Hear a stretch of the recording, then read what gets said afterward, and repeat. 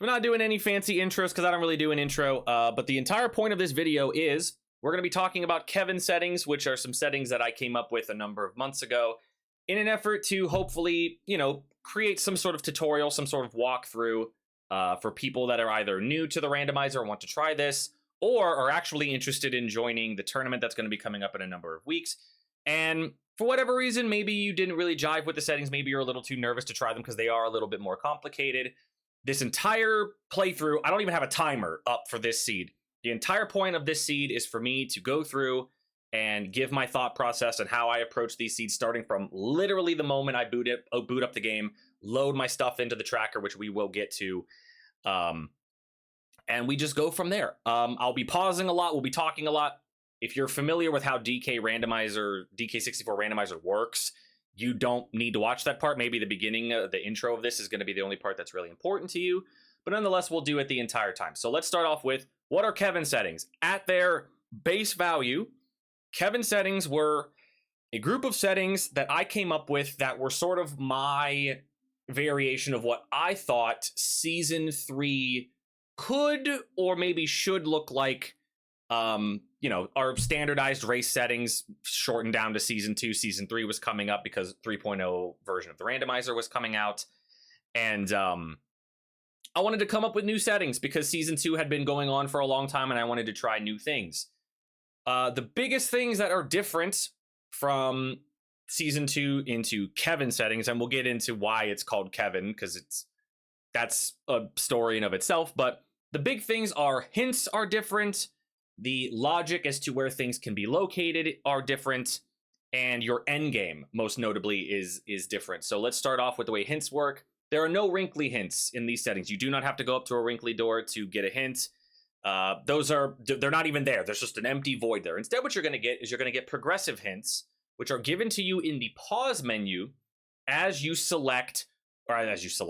pick up golden bananas. If you pick up a golden banana, you can pause the game, whatever button you have mapped to L on your controller, and that's where your hints will be.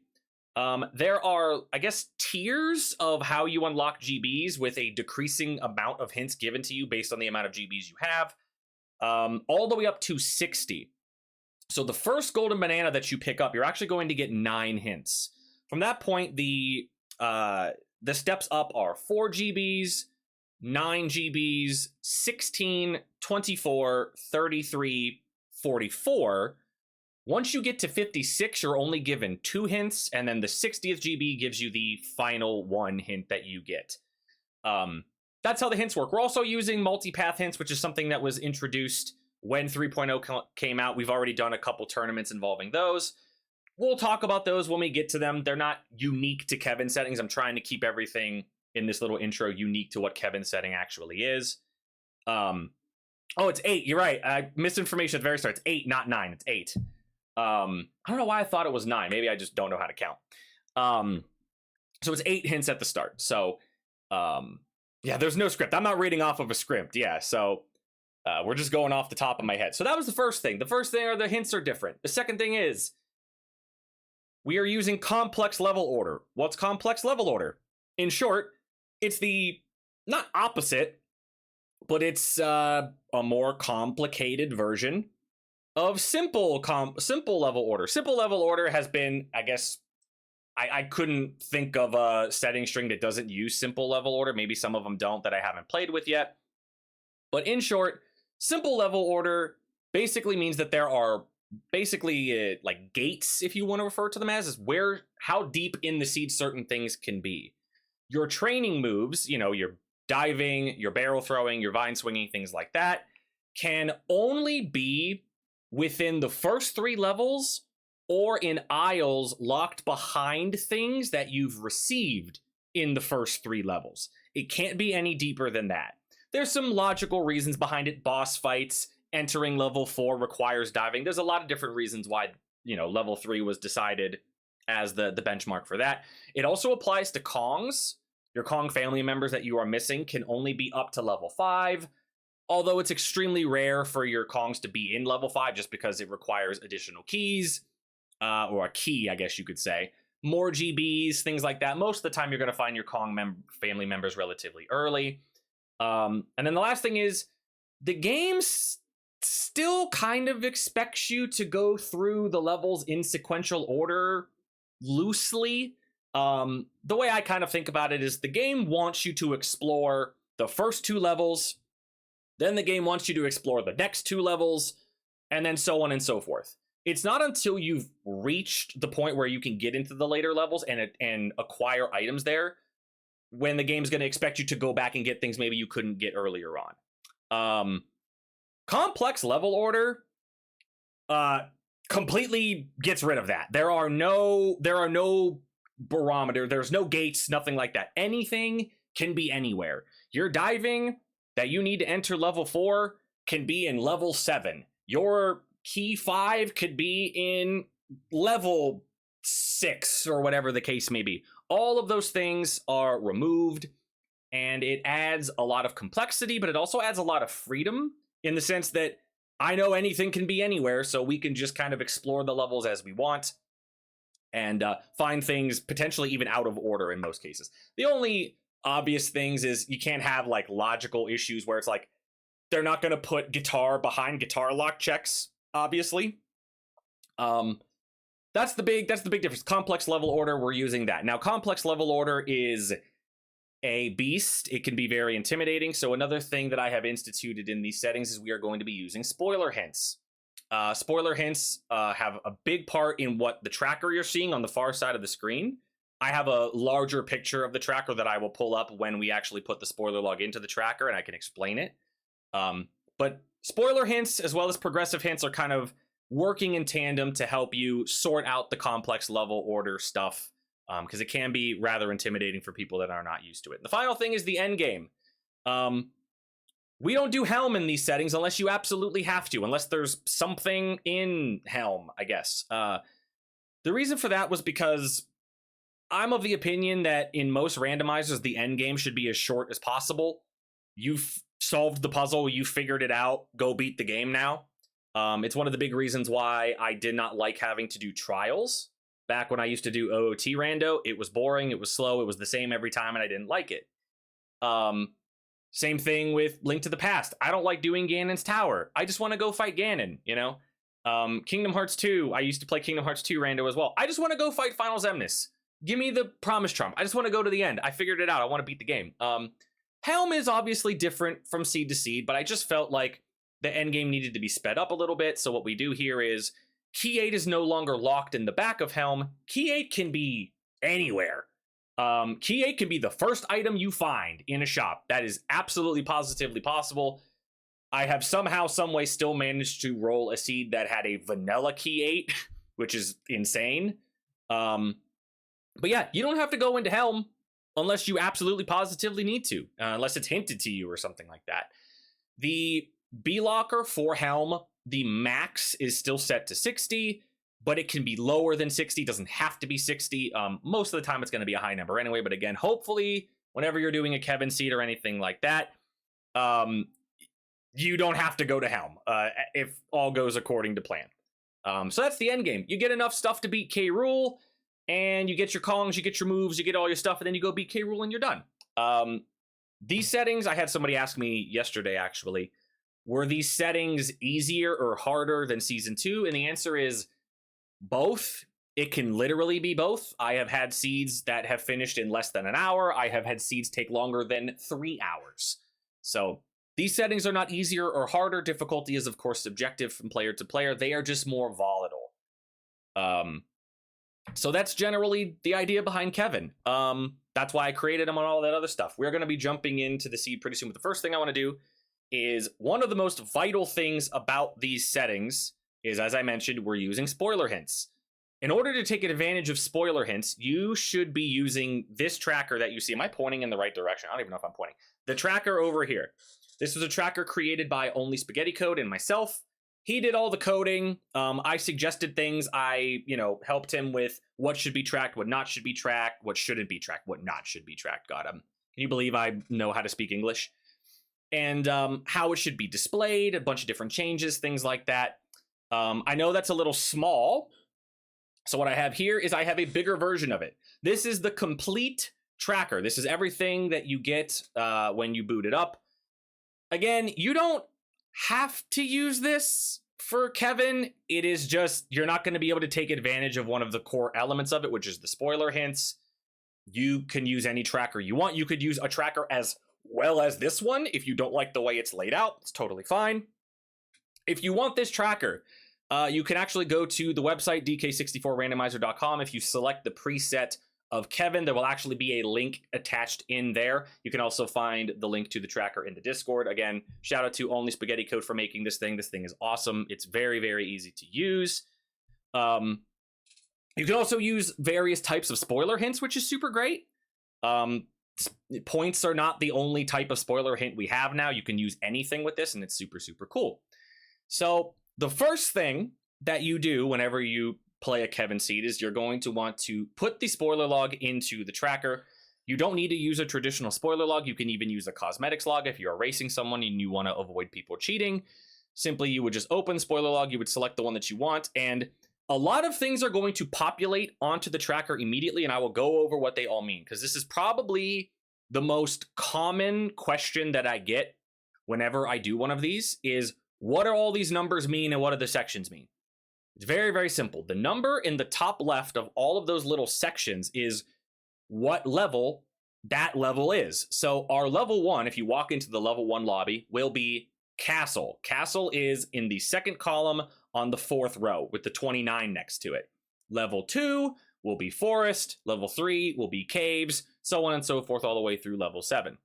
The section on the top left is just the stuff that we start with every single seed, the 2 Kong family members, the keys that we're starting with, Shockwave, and Fairy Camera, which are just settings that are automatically incorporated into the settings. The thing on the top right is DK Isles.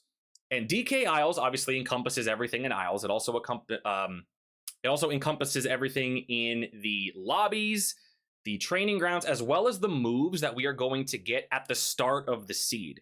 So once I swap back to the normal view, you'll see what moves we're going to start with, and that's actually going to auto-populate up there. So what do these points mean? These points, if you've ever seen anybody do like a Kingdom Hearts 2 randomizer, anything like that, I sort of kind of took this idea from them, but this is already a thing that existed on the randomizer. I just kind of came up with the point totals myself. These are the total value of whatever collectibles are in the game that are going to be showing up on this tracker. So our missing Kong family members, our keys, our moves, you know, the training moves, even the bean is tracked on here. So everything that you see on that tracker on the bottom that requires, moves and keys, whatever, have arbitrary point totals attached to them. So what are the point totals?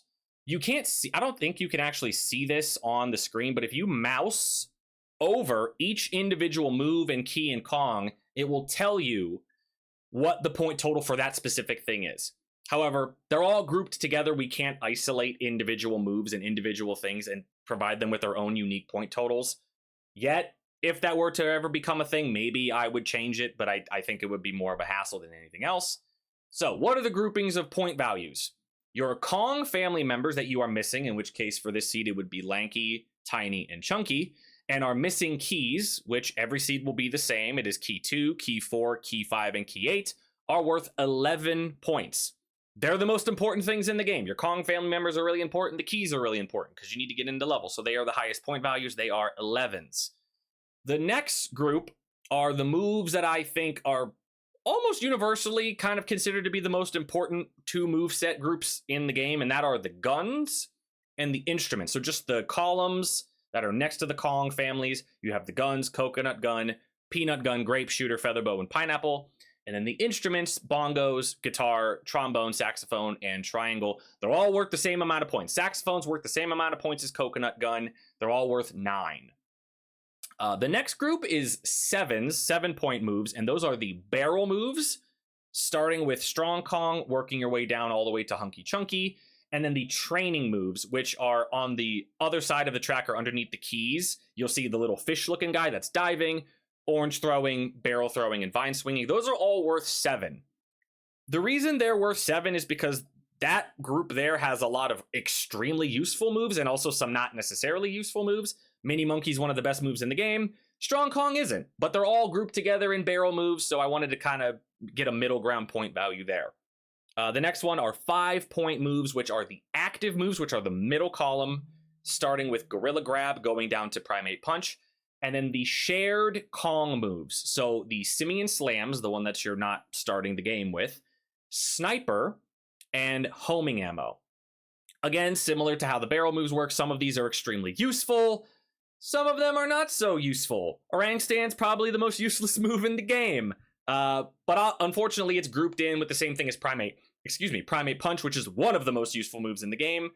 So those get stuck with 5s. And then finally, the pad moves and the bean are all worth 3. Those are the only 3s in the game. There are only 6 of them. Baboon Blast all the way down to Gorilla Gone, and the bean are all worth 3.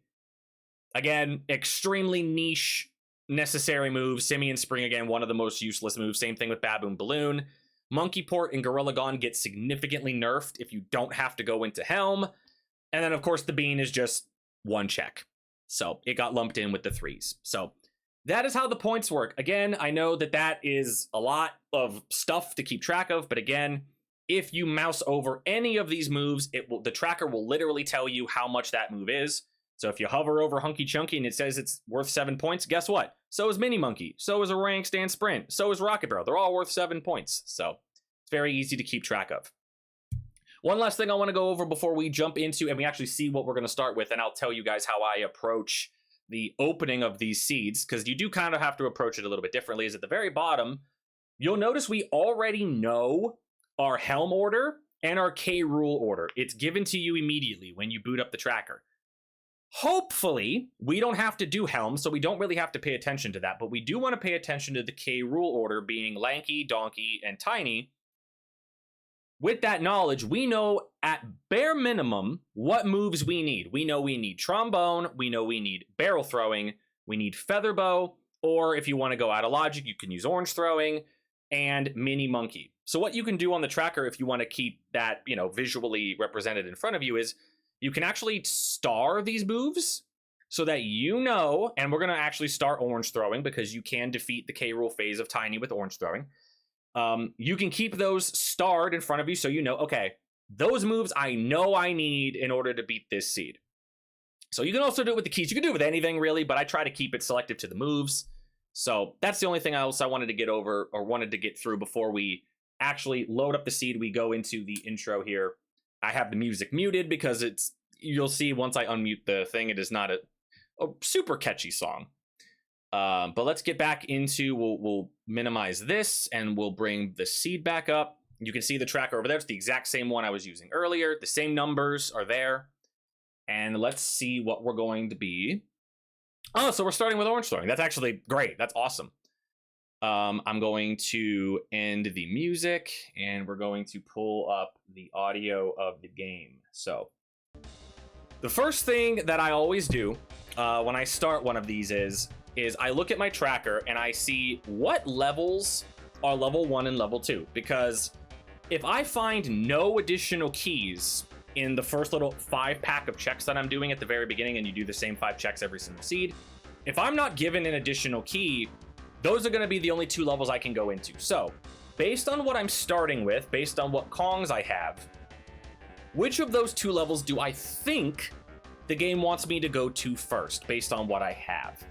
I'll be honest, Forest and Castle are actually pretty decent levels to get early on. There's a lot of Sphere Zero stuff that you can get, and you'll especially see a lot of Sphere Zero things when we get over to Forest, because there are things that are shuffled into the pool in Kevin settings that were not shuffled into the pool previously in Season 2 settings, and we'll go over those as we come across them. Another thing you can do is you can look at your starting moves and subtract their point totals from whatever you see in Isles and think, there might be a chance that I'm actually just going to get an additional key as I'm going through the beginning parts of Isles. So, funny enough, there are 64 points in Isles, but because we're starting with Baboon Blast, Strong Kong, and Orange Throwing, and a Slam, you always start with a Slam, so you have to incorporate the Slam into that. We know there's going to be at least 22 points taken out of that. Right, 22 points. Because we got 10 from Strong Kong and Baboon Blast. Orange Throwing is an additional 7. That puts us at 17. The Slam is a 5. Even though it's the starting Slam, it's a Slam. It costs 5. which puts us at 22. So when we go into aisles, that number is going to go from 62 to 42. It happens automatically. It does the math for you. And then we'll get to see what the game wants us to do early on. So let's just jump in, and I'll try to be as descriptive as I possibly can. As you can probably guess, this is extremely... this is not normally how I play these seeds. Normally, I just kind of go and do my thing normally. I don't really provide commentary for what I'm doing. But the first thing you're going to do in almost every seed, you're going to check this dirt patch. And there you go. We just got a key immediately. So what I talked about earlier with that number being as big as it was, I had a feeling that we were going to get an additional key. So now we might not want to go to level 1 or 2 first. We might actually want to go to level 5 first, being factory. Now factory only has 18 points in it. As you could probably imagine, big numbers are good. Small numbers are not so good. 18 points, obviously, there could be an 11 and a 7 there. There could also be a wide variety. There could be 3 5s and a 3 or anything like that. I think a lot of people get super worried about doing the math in these settings, and I'll be totally honest, you really don't need to do any math with this unless you either get A, completely stuck and don't know where to go, or your hints kind of run dry and you don't exactly know what the game wants you to do. You can start to mathematically eliminate places that cannot have your progression. Again, we're just going through some early checks. We're peeking some cages. Because I got that level, that key 4, I actually have the ability to check one additional thing, technically 2 additional things. We're going to do a little add a logic trick here in a second. So we could do an additional dirt patch here, and we get our first GB. So right now, I could just pause the game, and I could read 8 hints right now. Something that I kind of like to do, and I don't even necessarily know if it's better for the sake of the randomizer, I just like doing it, is I try to hold off on reading my hints until I get either 4 or 9 total GBs. For the simple reason that I think pausing the game and reading hints twice is slower than pausing the game and reading the hints once. Now, it's 8. I'm going to say it's 9 again, but it's 8. It's 8, not 9, it's 8.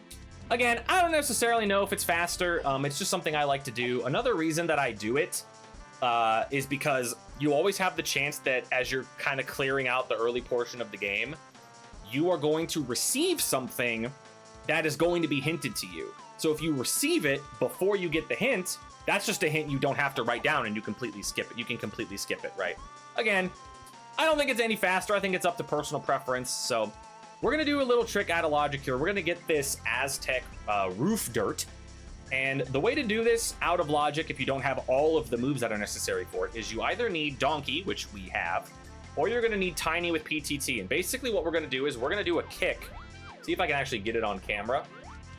We're going to do a kick jump where we're going to launch off the side of this. We're going to jump in midair and do Donkey's midair kind of like punch axe handle thing. And we're going to land on that little ledge you see right there and then jump over to the Aztec roof. And if I do this correctly, which I believe I did, you can get up here out of logic and add an additional check to your early game routing. So that's just a banana medal. We're going to drop down onto this. One last thing we're going to do, we're going to peek whatever is in front of the level 1 lobby. It's 1 more GB. We'll pick it up. We won't go in here just yet. And let's go over and check the Cranky Shop, as well as the one final dirt patch, which is back at the end. And it's also going to get us 3 donkey coins. Ideally, what you want in this early game is you want to get a couple more moves, and you also want to, this is going to sound silly, you kind of want to find a rainbow coin, simply so that if this shop ends up having anything, you have money in order to buy it. Otherwise, if we see something in this shop, there's a very good chance we're going to have to come back and get it later. So we have 3 coins with Donkey. If you see a GB, potentially maybe even a blueprint here with Donkey, maybe you consider buying it.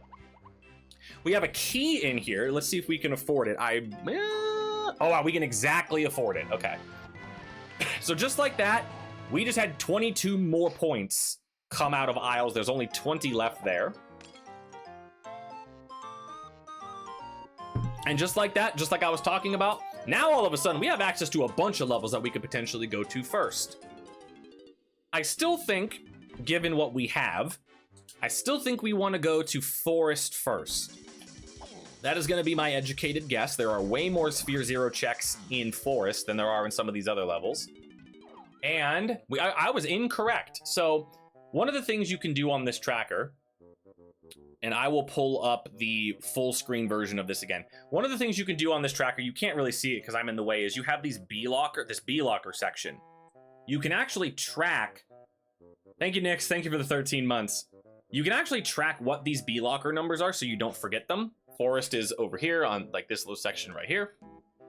So I peeked Forest. I saw that was an 18. So what I can do is come over here and write 18 so that I know if I need to get into Forest, I know I need 18 GBs. So we can't get into Forest yet. Let's leave. We'll check a different level. Let's just check level 1. We'll see if we actually wanted to go into Castle first. Castle being a 29. Let's peek that up there. That's just a GB. I had something incredibly funny happen yesterday right here on this spot in the seed I did. We also don't want to go in here. So you're already seeing the difference between this and simple level order. These two levels that I just walked into right now, if you were doing simple level order, these are the first two levels you're supposed to go into. But with complex level order, oh, I have to do the scene. My bad. Here, it's not even a scene. It's just a different source. There we go. So yeah, that's an 11. So the first two levels, you're not even supposed to go in here yet. You're seeing the difference there between complex and simple immediately off the bat. So where does the game want me to go? The next biggest number I think we have access to is I could either go to Japes or Caves. Oh, I know I can't go to Caves. We want to go to Japes, actually. Japes is level 7. It is a 36. And again, there's still a decent amount of Sphere Zero stuff we can get here. We can also get a Sphere Zero Donkey medal. Is this where the game wants me to go? No. Holy smokes. Where does it want me to go? Is it really gonna it's gonna make me go to Factory, isn't it? Factory it's the smallest number we have access to right now at an 18. So let's see. We'll know immediately when we walk in. This is where it wants me to go first. Okay. So we found that level, we found that key 4 on that dirt patch, and the game was like, all right, cool. You got level 4, go into level 5. This is the first place we want you to go. So here you would grab some warps, grab some, I was already full on oranges, okay. So the first thing, and again, this is where we kind of start getting into my thought process and how I route these type of seeds, and not just necessarily Kevin seeds in general, but just most donk seeds in general. Said in general twice there.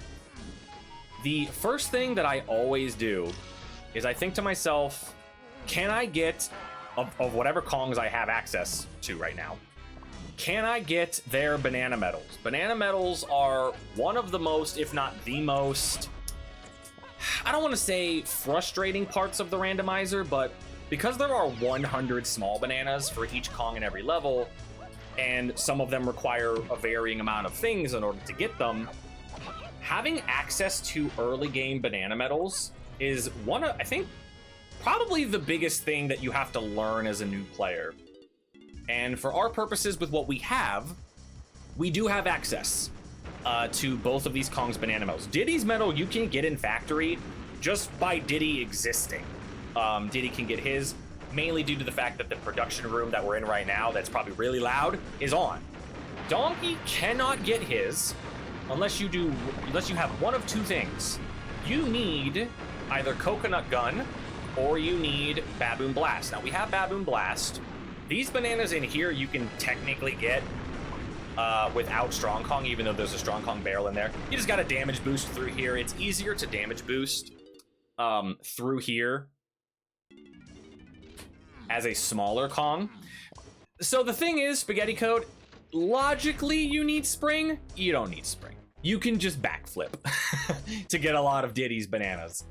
As a matter of fact, I don't even necessarily think you need Spring because there's, you might need Spring logically, but you can mostly just backflip. So we're gonna pick this GB up. So now we have 4 GBs. So this is the part where I'm actually gonna stop holding all of these hints back and I'm just going to read them. So we're gonna scroll over here.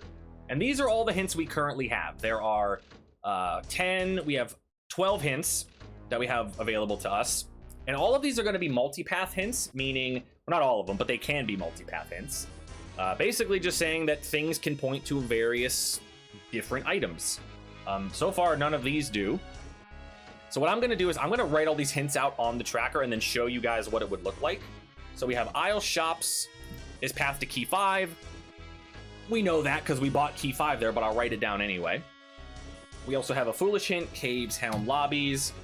Creme aisle, another one that we already know about. Creme aisle is path to key 4. Foolish trough and scoff, which means we do not have to fight any bosses, which is really nice. We have a repeat hint, which is the aisles dirt back of prison. That was just where key 4 was. We're fighting a boss, but not a traditional boss. Spider boss is way of the horde. Now, these Kong hints, Chunky is held by a fairy in Aztec, so you're gonna get hinted to you where your 3 missing Kongs are. You potentially might not get the hint in time before you even see the Kong, wherever it is. I think it's supposed to hint you the Kong before you have access to it, I think. But there's been a lot of times where I've gotten an entire family without getting all of the Kong hints, so it just depends. It also depends mostly on your routing. So we have a Japes Kasplat near the painting room, which I have written down as that. Another type of hint here we have is potion count hints. So those potion count hints include the like bait vials. You know what I'm talking about. Your ammo belts, your instrument upgrades, your third melon, things like that. That counts as a potion. So it could potentially be 2 moves that we want. It could potentially be a move and a bait move. Who knows? We also have caves, donkey, rotating cabin, which I believe I have. I don't exactly even know how I abbreviate that. How do I even abbreviate that? I think it's something like this. Yeah. No. Solo cabin. There we go. Okay. Next one over. Castle shops. We have a lot of shop hints. Is path to key 8 and lanky and tiny. So something in castle shops is on the path to all 3 of those things. Meaning, if we find like coconut gun there, coconut gun could be in the lighthouse, or key 8 could be in the lighthouse area. A move for lanky could be in the hut here in factory that you need coconut gun for, and then a move for tiny could potentially be on the gate on Creme Isle, right? That's basically how you can, in a very short, I guess, brief way, describe how multipath hints work. There's an entire thing, the hint guru that we have with DK64 Larock. He has an entire thing about how all the hints work, how all the logic works. Again, that's something you could find on the Discord. He does a great job with all that type of stuff, and he's way smarter than me when it comes to how hints work. So definitely refer to him over me. I just play the game and look funny. And finally, our last one is Aztec Shops for Lanky. So those are all our hints. So the way this looks on the tracker is like this. So this is where you put all of your unique paths, I guess you could say.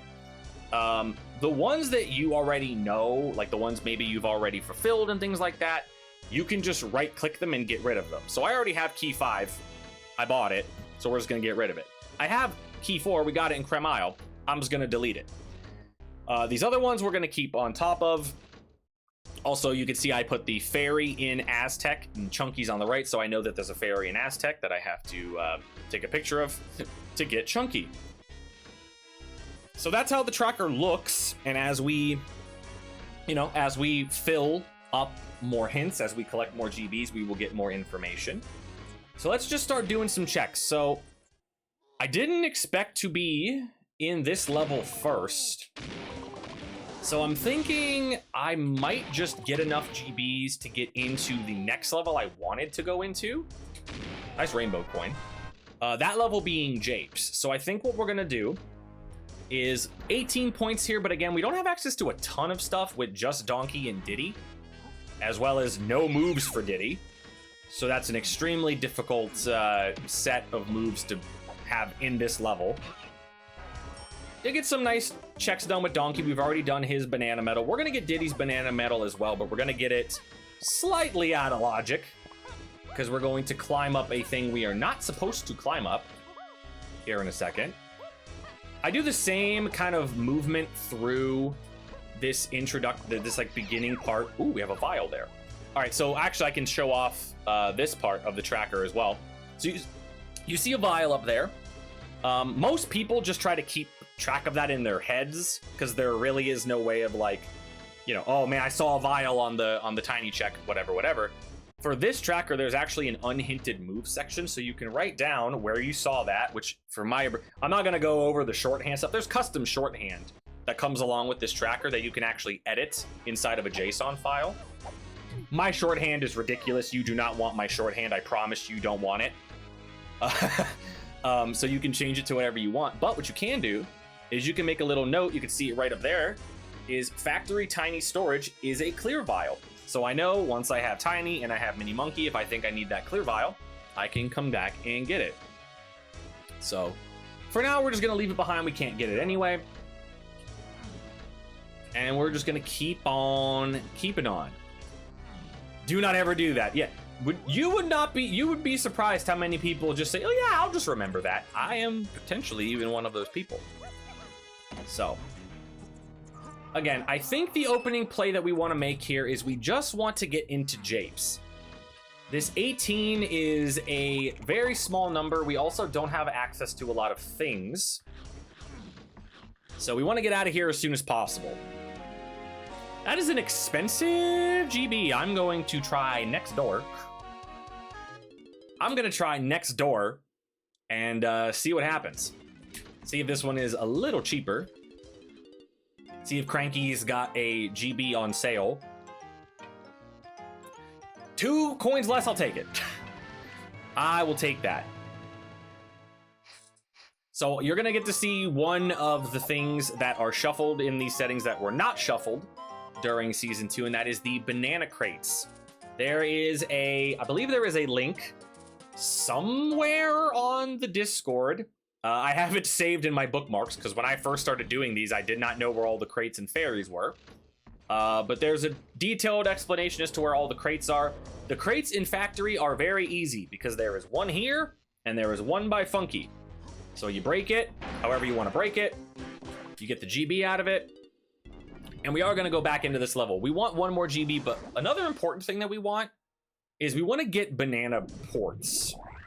If we do come back to this level, whether it be to look for a move that's being hinted to us, or maybe even pick up more GBs to get to a higher number to get into a later level, we want to be able to warp around as much as possible. So it's not necessarily a bad idea to just kind of get through this level and pick up a bunch of stuff. We're also, as I mentioned, we're gonna do Diddy's Medal, but we're gonna do it slightly, just like ever so slightly out of logic.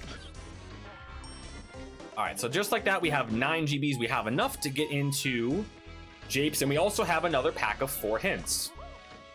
So let's come over here. Also, I believe this confirms that you don't need Simian Spring for logical Diddy Medal, because there are, if you climb up to the top of production, there are 15 Diddy bananas that are just along one of the rafters on the way over to where that final Kasplat is.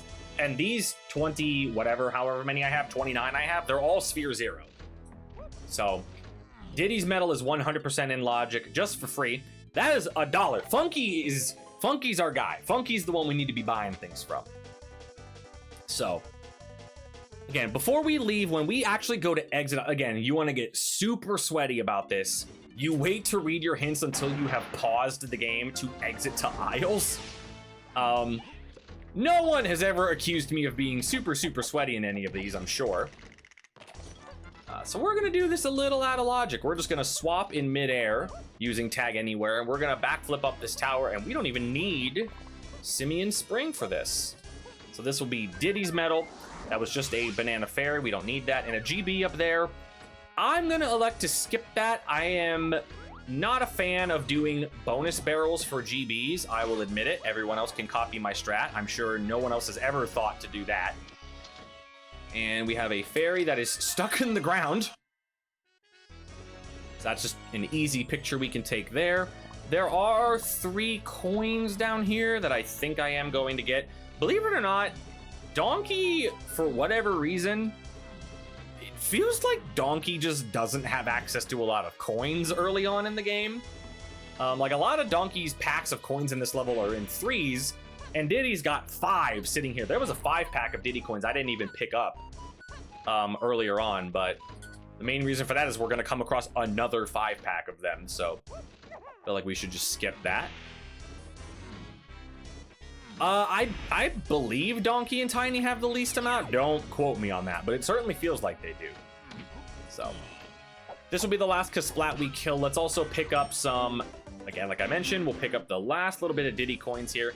If you really wanted to, again, there's not many points here. If this was a higher number, I would likely climb to the top of production to get the banana warp up there just to make some of those checks easier, and I would also get the additional Kasplat. There's only 18 points here. I did see a vial, so we are just going to leave, but before we leave, let's get more hints. We have, where do we leave off? Aztec Shop. So now we have Caves Metals, which is another potion hint, and that is 1 potion.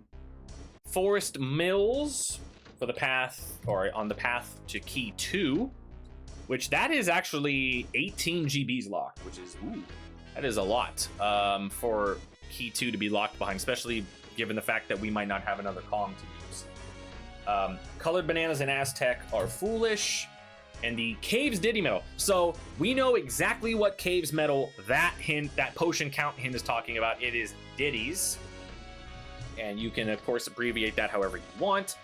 I choose to abbreviate it in a really ridiculously stupid way. And now let's go into Japes. So we tried getting in here earlier. This is a B locker of 9. We also could potentially have gone to Castle, but as I mentioned, we don't have, other than like Castle shops being passed to Key 8, we don't have any hints for Castle.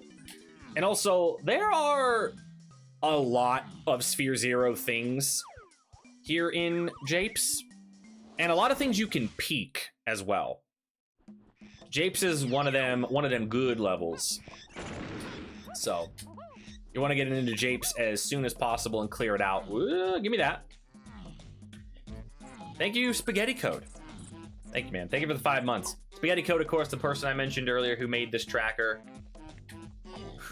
Got Macho Man Randy Savage over the game right now.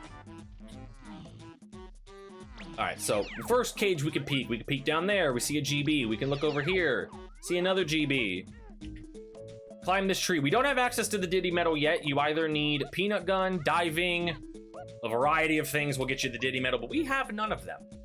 So we do have access to the Donkey Metal. The Donkey Metal is pretty easy to get as long as you climb all of these trees in the opening area, like on the climb up to the top of the mountain.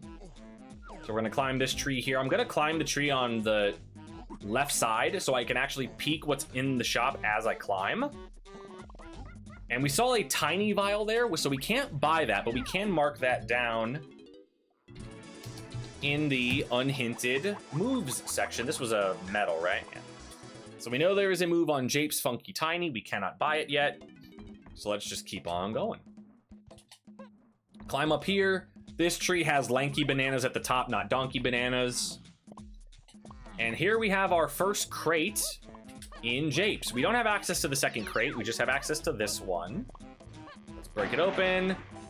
And we got Primate Punch. So Primate Punch is not necessarily needed this seed. We don't have a chunky phase, but that is a very, very good move. So we are going to keep track of that, write that down. Japes Crate Hillside gave us Punch. And as you can see, it auto-populated up the Japes. It subtracted the 5 points. So now there are only 31 points left. Again, a lot of the, I guess, the math that goes into these settings that people talk about so much really doesn't come into play until you get much, much later into the seed. The numbers are really only there to kind of just guide you in the early game of like, all right, this number's big, I'm gonna go to this level. This level has a small number, I'm not gonna go there. So potentially we might have to do some deduction and do some math this seed, but we'll see what happens. Jump down here. Let's grab this pack of 5. And then let's grab these Diddy bananas up here as well. Yeah, the numbers are casino repellent. I cannot confirm that it always is effective because rando gonna rando sometimes. And sometimes you're just gonna have a really shitty seed. The numbers are there to help you though. Do not be afraid of the numbers. I can honestly say a lot of my Kevin seeds end not with me. Ooh, coconut gun? Okay, that's bongos. Okay. Again, another unhinted thing. Actually, no, that's not an unhinted thing. We had that hint earlier. That is the Painting Hill Kasplat because it's close to the Painting Hill. So we can actually put that down as bongos. So we need something for bongos, but chances are we already know what that is because we read a hint earlier that said Caves Donkey Solo Cabin is Way of the Horde. That requires bongos. So we already kind of have an idea of where we're going to be going next. We want to go chase down whatever that might be talking about. But yeah, the math, I can honestly say most of my Kevin settings end way before I've been given enough hints to know where everything is.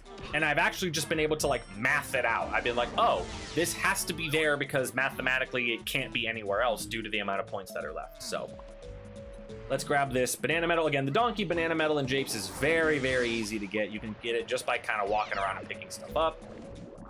Nothing we want to buy in there. And the last thing we'll do in Japes before we go to Castle is, well, technically, can I? No, I can't do that yet. I was going to see if I wanted to go peek into Caves, but I can't do that yet because we don't have key 2. So 2 more checks we want to get. We want to kill this guy. Drop another fairy. It is worth mentioning that fairies, while they don't necessarily do anything, getting the banana fairy reward is a check in these settings, and it requires 5 fairies. So we already have 3 of them. So we've exhausted everything we can do in Japes. We're gonna leave, and we are gonna go to Castle next. Castle was level 1, so we're just gonna come over here.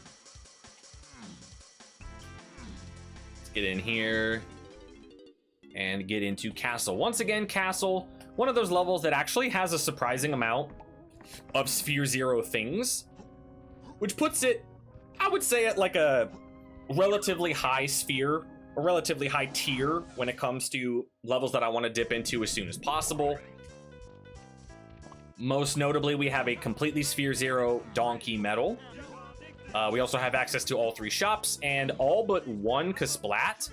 Technically, I could open up the door to that tree there, but I can't get anything in there, so we'll hold off on doing that unless we're told to.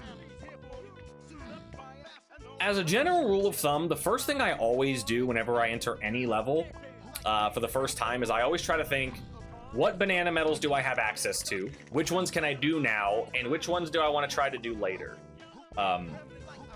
Like I mentioned earlier in this little video, banana medals are definitely one of those things that I think intimidate a lot of new players because, again, there's 100 small bananas. They're all in various different places. Some of them require 3 or 4 different moves to access. Some of them are completely free, and some of them are just in really crappy spots.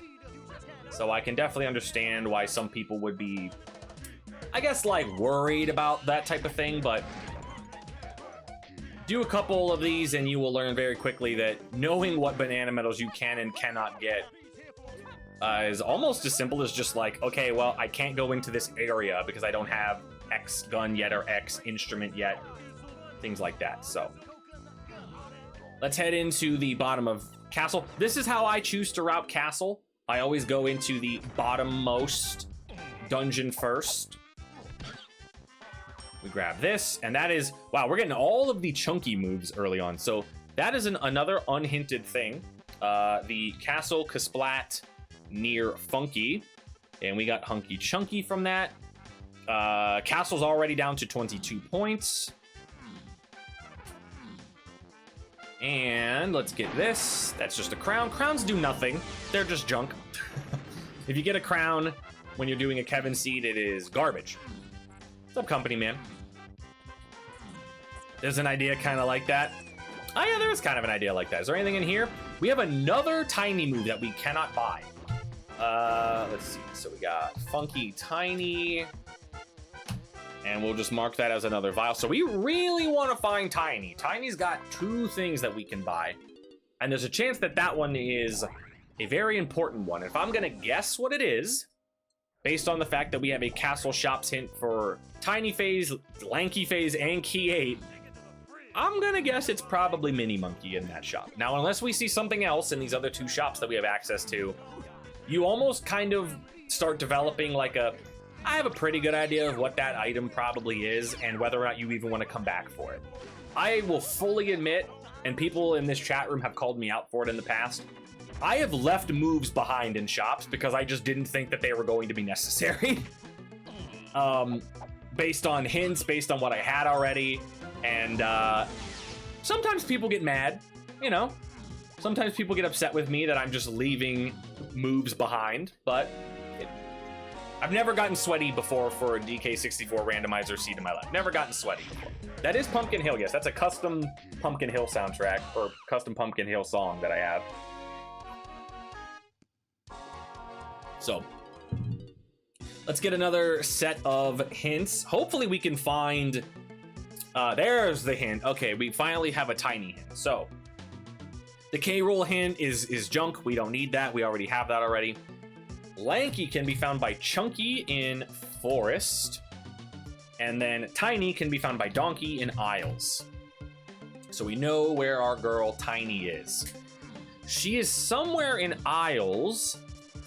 And okay. So another thing you can do, I'm actually going to show this off. I'm in level 1, right? So I'm going to show this off once I get in here. I'm going to do this check. Grab these bananas, grab those coins, and then I'm going to show another thing that this tracker can do that is very, very useful. Again, for the people that are nervous about the math element of this and how things are getting subtracted as you pick things up. Let's just do, this is a very, very bad pattern. I probably shouldn't have even done it after I saw what it looked like. Whole bunch of garbage there. Let's just get whatever this is. Okay. So, one of the things that you can do with this tracker, and again, let me pull up the full screen thing so you can see this a little bit better, is we know where our 3 Kongs are. So what you can do in the meantime until they actually get auto-tracked to you is if you right-click on each of their faces down here at the bottom, you can drag them to the level that they are in. So we know that Lanky is in Forest, so I'm going to drag Lanky over to Forest, and it subtracts the points. Even though I don't have Lanky, it still subtracts the points from it. We can also do Tiny, put her up in Isles, and then we can do Chunky over in Aztec. So as you collect those Kongs, their faces will light up. Lanky's in Forest. It was, oh no, it was Factory. I'm sorry, you're right. I wrote down Factory and then thought it was Forest. My bad, thank you. Chunky in Factory. I even wrote it down the right way and then messed it up. All right, there we go. Lanky in Factory. There we go. Okay. Messed that up. Right, let me do this now. Why is that not doing it the right way? Here we go. Lanky, Chunky, Factory. There we go. I was putting it backwards. All right, so now let's get rid of Lanky, drag Lanky over to Factory. There we go. That works a little bit better.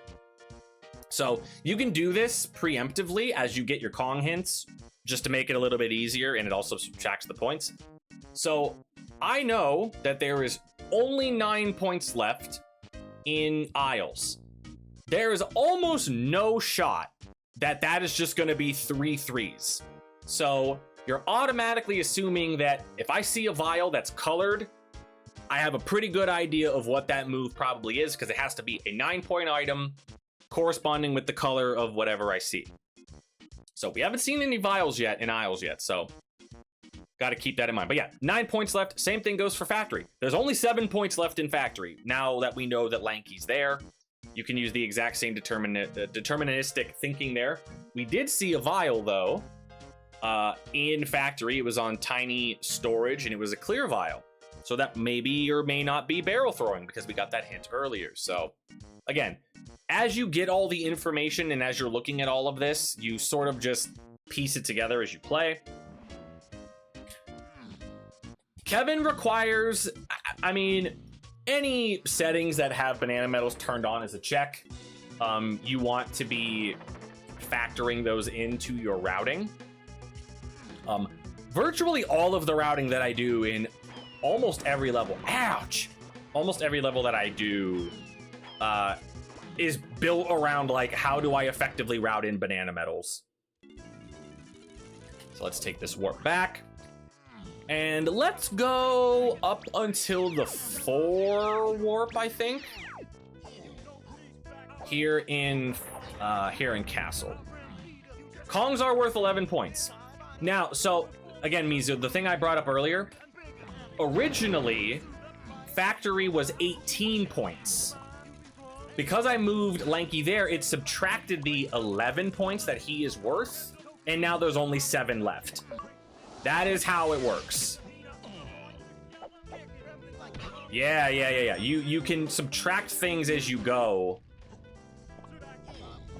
and that's how you can determine what is left in the level. So let's grab these coins. All right, I probably don't need any more donkey coins. We're probably pretty good there. Don't have tiny, so we're just gonna keep on rolling. Yeah, it's subtracted by me dragging Lanky's face. Now, granted, I right-clicked on his face and dragged it over, so that it didn't like actively mark that I had him, because I don't. Because if you do that, then the tracker gets a little confused, because it's like, wait, it said you have Lanky, and now you have Lanky again. So let's grab this, and I could go all the way up to the dirt patch. I'll tell you what, there's 22 points left here. That's enough for me to make the decision that I do want to go all the way up. I could also technically do the donkey room, and it actually routes together pretty nicely, because when you do the dirt patch, there's only one dirt patch in Castle. It's all the way at the top behind Snide.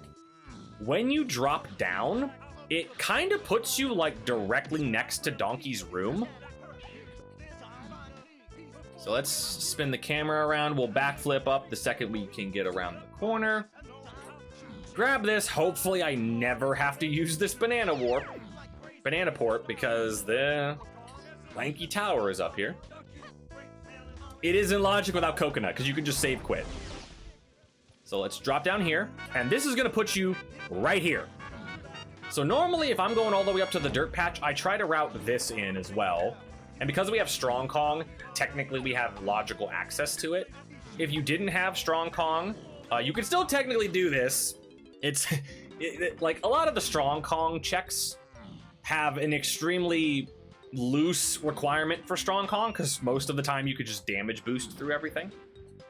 But in this case, we're just going to use it because it is technically faster than getting bodied by all the books. So gotta kill everything in this room, so you just use an instrument, and then you can... I like to always try to time this backflip to hit the switch as soon as it spawns. I was a little early there. Yeah, you only need coconut to leave the room, but because you can just... Yeah, you can just roll back. Yeah, exactly what Sarah's saying.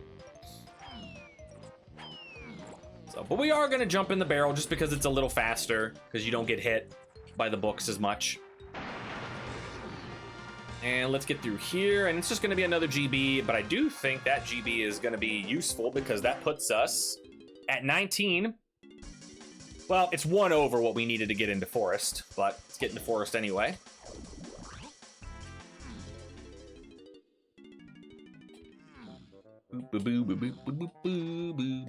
Still no access to any Kongs yet. I still don't have logical access to one of my family members yet. Now, I'll give this away. I personally think with the randomized items that I have, I think, and you know, maybe I'm wrong, I certainly don't claim to be the best player or the fastest player. My reputation as a known choker in tournaments would speak to that, but I kind of think routing Forest this way, if you're playing with the Dusk setting, which is in the Kevin preset, Dusk basically just means all of the day-night gates in Forest are removed. Anything that requires it to be a specific specific time of day is all removed, and you can route it all at once, all at the same time. And it feels really, really good, and Forest Mills, all of a sudden, has a bajillion checks in it. Because in here, just in this area alone, we have obviously this barrel here. Now, logically, we can't do this because we don't have vine swinging. We can just kick to it. So we'll see what this is. Okay, it's just a blueprint. I'm not going to get that. But it also has a crate, and it also has a ferry. So this barn alone has 3 checks in it now. And you could just go here the second you have Donkey and whatever, I guess, tiered slam this level has. Of course, for our purposes, it is only level 2, therefore the switches are green. Let's take a picture of this ferry. I haven't messed up one of the ferries yet. We're on a little bit of a roll with that. Normally, I'm pretty bad at taking pictures of ferries. But yeah, again, no points yet discovered here. And again, it's kind of one of those things where you need... Oh, okay. Forest Mills, path to key 2. Done. There you go. You figured it out. You're done with that hint. It's gone. 16 points left here. Now, 16 is obviously an interesting number because there are no 8s in the pool. We also don't have, you know, anything else that's double digit. So a 16, again, unless you're talking about a whole bunch of 3s in one level, is most likely going to be a 9 and a 7. You could potentially have an 11 and a 5, but very rarely are you going to have a level with multiple 3s in it. So, again, the fact that there are very few 3-point things in the game is to your benefit. You're not going to find a level that has like 3 3s in it. I mean, you can. That would be really unfortunate if that happened, but... All right, so let's see. We have nothing down there. Let's go over here to the dirt patch. We know that of that 16 points, some of it is on the spider boss. We don't know how much of it, but some of it is. If I had to guess, and you're just getting my inner monologue as I do these seeds. Normally I would not say this out loud. If I had to guess, that move that we saw, I actually don't know if Donkey can grab that. Oh, he can, okay. That move that we saw in Castle Shops, that is on the path to Lanky, Tiny, and Key 8. I'm going to assume that that is Mini Monkey, which would fulfill the requirement for Tiny Phase. I also think that the clear vial that we saw in Factory is barrel throwing, which would fulfill the requirement for Lanky. Was that okay, that was a coin. And I think that the spider boss has key 8. That is what I think is happening. So you prioritize whichever one you want. Oh, I walked right past the switch, right past the port. Now, there's a check that I can go do in Isles as Donkey. It is not in Logic. So, if that's Tiny, we are actually in potentially more trouble than we want to be in. But in the meantime, let's just keep going, see if we could find anything else in this level. If my assumption is correct, then that means there is some 5-point item here in Forest. There's some 5-point, and we don't know which one it is. How many blueprints do I have as Donkey? I have 2. We'll get another one. Get up to 3. Blueprints, to note, do the same thing in Kevin settings that they do in standard settings. They just give you more blueprints. Morning, nobody. Are we winning, Sonny? Well, we're not competing against anybody. This is more of like a tutorial that I'm doing, but I like to think we're doing okay, potentially. Yo, finally got a sub 2 Kevin seed. Excellent, nobody. Sub 2's like, once you get a sub 2, I feel like once you sub 2 one of these, you could sub 2 any of them, in my opinion, as the creator of these settings.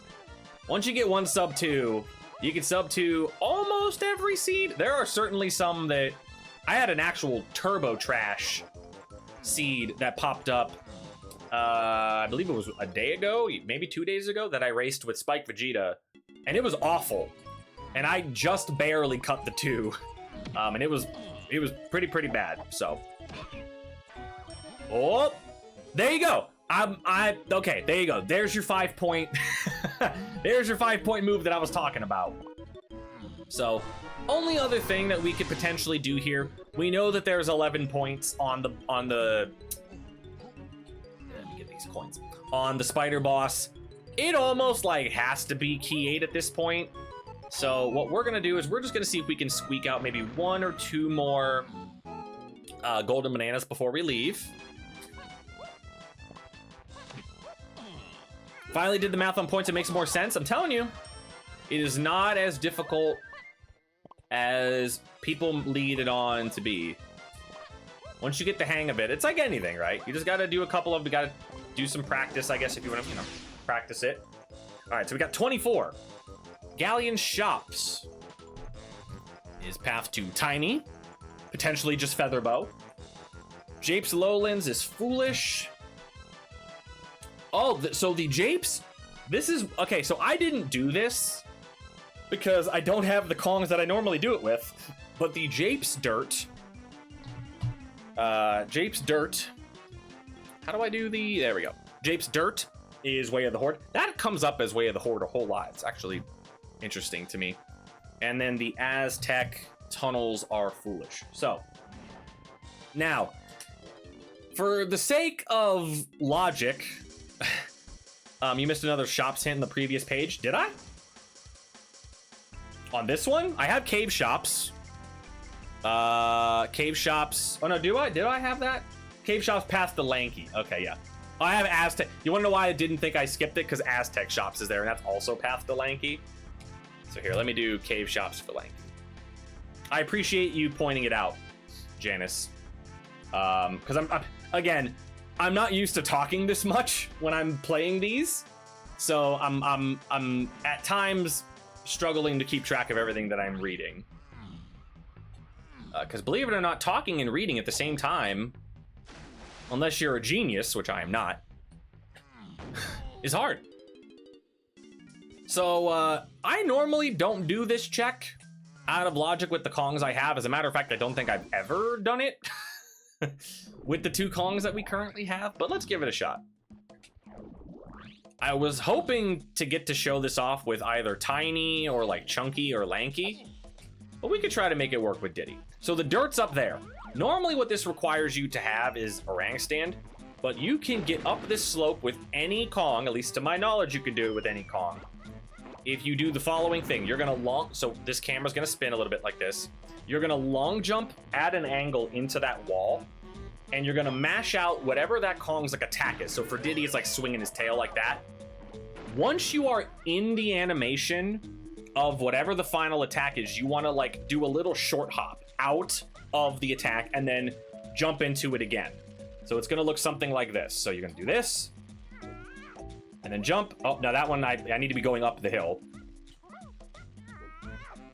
Like this. Okay, that, again, I've never done this with Diddy before, so the timing is like super strange to me. I'm doing it too early, I think. There we go, we got it. Oh, I had it, and then I messed it up. Yeah, you can also reset this. Man, that is actually really tough with Diddy. The timing is different per Kong, so you have to... Oh, you know what's happening? I'm drifting away from the wall. That's what's actually happening. I'm actually going away from the wall. The attack's like pushing me away from the wall. We'll try this a couple more times. Again, you'd think like hundreds of seeds, I would have done this with Diddy by now. I haven't. All right, we'll come back. Let's see if we can do it with Donkey. Nah, ain't no way. All right, we'll come back and do that. Again, probably 600 seeds in my life. I've never done that with Diddy. So we'll come back and do it with a different Kong, because I've done it with the 3 other ones hundreds of times. So let's go to caves now.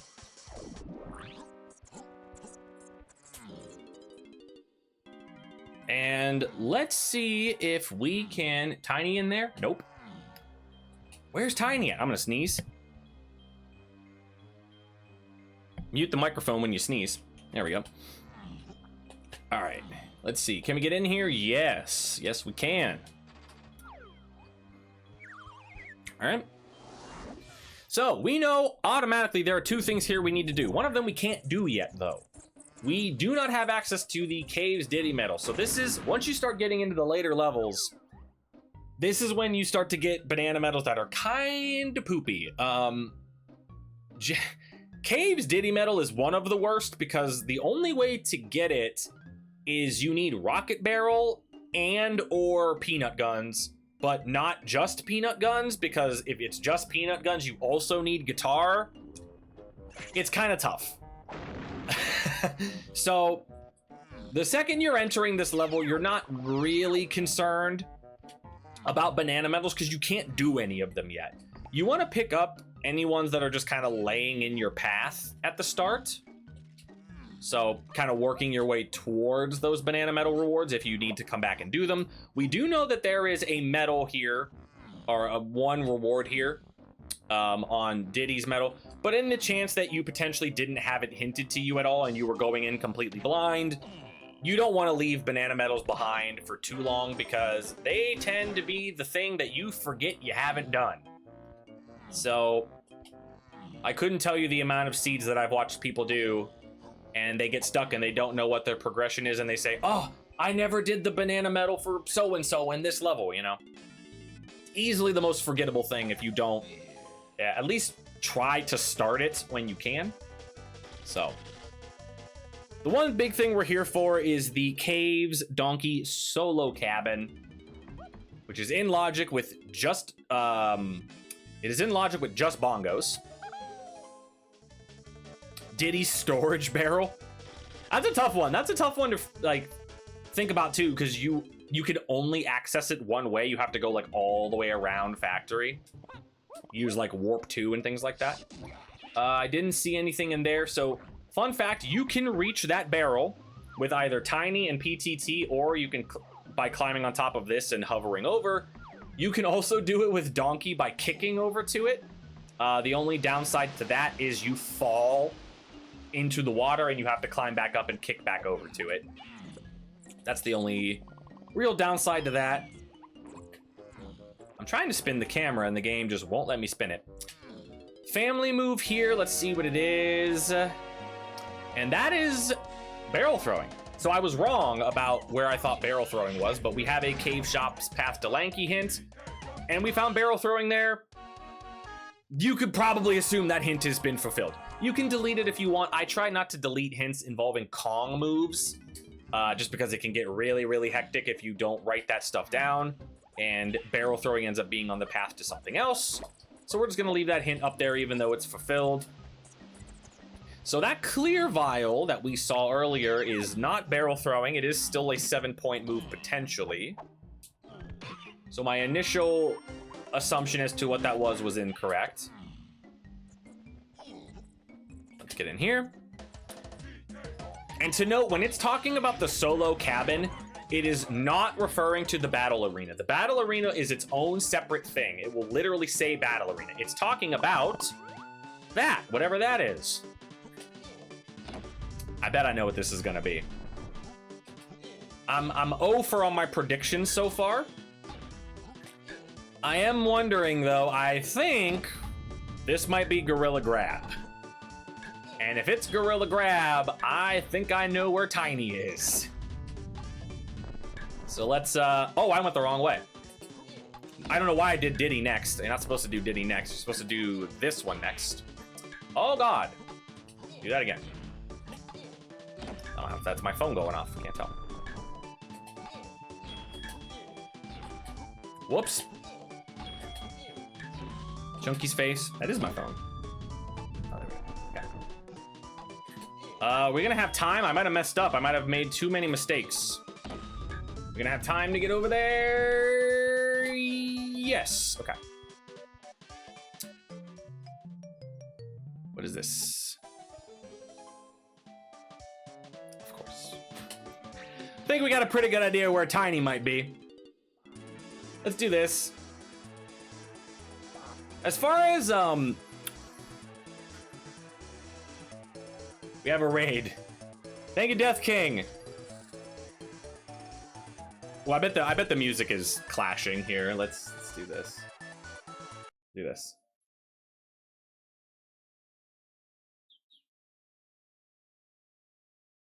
Thank you, Death King, for the raid. I appreciate it.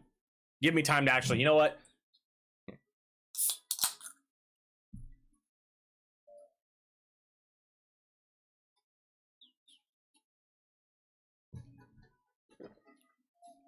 Gotta let the raid alert play out. Give me time to actually drink because I've been talking a whole lot. Thank you, Death King, for the raid. I appreciate it. We're doing some Kevin tutorial walkthrough stuff for an upload I'm doing on YouTube in preparation for the Kevin Blitz tournament that is coming up. What I was gonna say is my thought process on Battle Arena GBs is they're kind of up to your discretion. I usually don't do them unless they're less than 30 seconds. And in this case, it is not 30 seconds, so we are going to skip it. So, that was a directly hinted gorilla grab. We know that Tiny is in Isles somewhere. So, that potentially means that we are going to have to come into the factory lobby and do the bongo pad. Now, I could have done this once I got bongos, because there is a trick that you can do that is currently allowed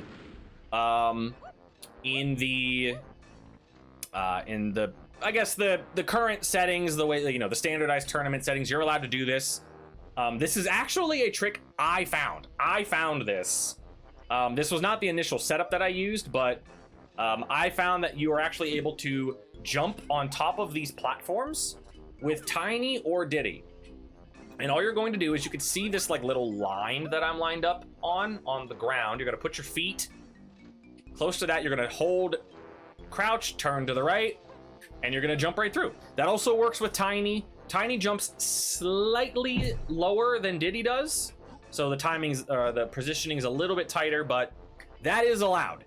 You used to be able to jump through that platform in the middle there as Chunky, but that's no longer allowed because you're literally like clipping through the platform rather than like slipping between two platforms. It's a whole big thing. Anyway, this is probably going to be Tiny given the hints that we've received, and it is. So there you go, there's Tiny. Now, from here, we have two moves that we saw that Tiny could buy. The one that is hinted to us is the one in Castle, so we probably need to go back to get that one, but I'm also, just before I go to Castle, I'm also gonna go buy the one in Japes. This is one of those things where you kind of make the judgment call of, I know one of these things is directly being hinted to me, but I still have like a lot of moves that I'm missing. So if I was a little later in the seed, if I had a whole bunch more hints and a whole bunch more progress that I didn't have access to, there's a chance that I just leave this move behind for the time being. But because we have very, very little, I am gonna come back and buy whatever this is. And we can do the Hill Dirt. I can actually show the really, really free strat for Hill Dirt. It is one of the most free things that you could possibly do. All right, so that was just, again, that was just triangle. Not necessarily sure if we're gonna need that or not. 13 points left. Again, quick math. 13 can only be 2 5s and a 3, or a 7 and 2 3s. No, 2 5s and a 3, my bad. 2 5s and a 3, or a 7 and 2 3s. Again, the odds of all the 3s ending up in one place is still very small. However, we don't have many small numbers left, so who knows? Maybe there is 2 3s here, so. All right, so this is by far, if you do not have PTT, because PTT, obviously you could just like climb this tree and like hover over to the dirt. This is by far the easiest way to get up this hill. All you do is you do a kick slide, which is you hit whatever your Z trigger is, and B, and Tiny will do this little kick slide, and you jump. That's it. You just do this. That's it. I'll do it again because the inputs come out pretty quick. For this hill, you're gonna need 2 kick slides. So you're gonna go up, kick slide, jump. Actually, you don't even need 2. If you time it, you only need 1. So you go up the hill, kick slide, jump, and you're at the top of the hill. There you go. That's the absolute easiest way that you can get to this dirt patch. That is not in logic. The game still expects you to have a rank stand, even though that is like one of the most free things. I think anybody can do this. That's all you do, just like that. All right, let's open this up and see what it is. That is vine swing. So we need vine swinging this seed. And there you go. We know that, honestly, that's like the perfect item to get. The reason being is we know that there are 2 3s here now.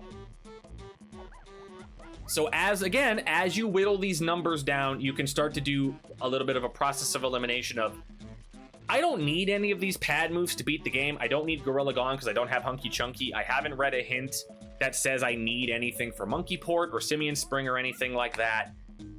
There's a good chance we're just done in Japes. Once you see that 6 pop up, there's a pretty good chance that you're just done in this level and you never have to come back. So again, the more you do of these, the easier that sort of deductive process becomes. Now let's go over to Castle. And we will get whatever move is being hinted to us. Which again, I am almost certain that it's going to be Mini Monkey. And again, the 3s, the 3-point moves are, again, the pad moves, which we only have 1 of at the time being, which is Baboon Blast, and the Bean are the 3s. So let's, which one was it? It was Funky, right? Yes, it was Funky. So we can actually just go straight down, take the 1 pad, jump down. I'm also gonna grab some tiny coins when I drop down here. Obviously, we just got our girl, so she's doesn't have as much money as the boys do. 15 should be pretty good, though. And again, I am gonna be very surprised if this is not Mini Monkey. It might not be. There's a chance it's not. Let's get in here. Classic, don't care, give it to me. Oh, it is guitar. Wow, okay, that is interesting. So the seed's already not letting me,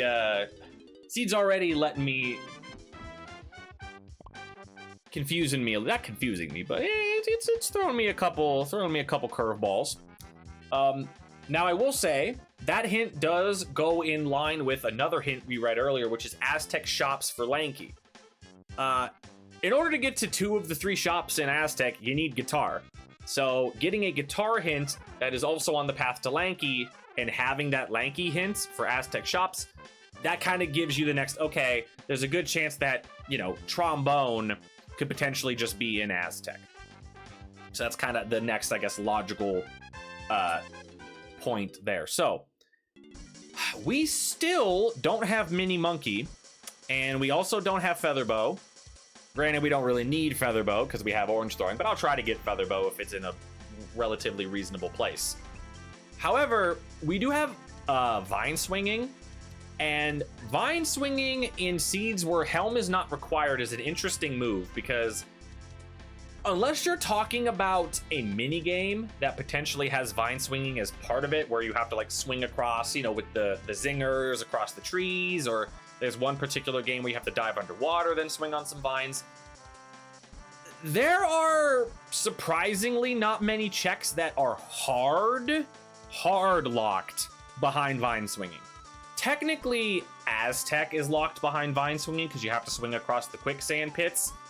You can just damage boost across them. The game expects you to have Vine Swinging or PTT, but you can just swing across. You can just walk across. So, however, whenever I get Vine Swinging, the very first thing that I do is come over here. The seed was not planned-o'd. No, the seed was not planned-o'd. I would never. That would make it way less funny when it ends up being like one of the worst seeds ever. Think of the stream content that by the end of this video, I'm angry and, you know, slobbering all over myself. So again, that's just a quick check. Whenever I get Vine Swinging, that's usually the first thing I do. Let's go to Galleon, and I'll tell you what, Galleon's got 35 points in it, but we don't have diving. And as you could probably guess, almost all of Galleon is locked behind diving. So, very, very common question that I get. You don't have diving. Why are you underwater? Because the game spawned me underwater. I did not dive underwater. Diving is diving. Swimming underwater, the Kongs can do. But if I surface right now, I can't go back under the water. That's how you can enter Galleon without diving. So that is the thought, the reasoning behind that.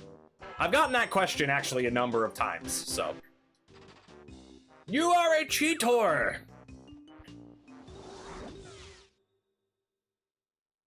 I can't believe this man is cheating.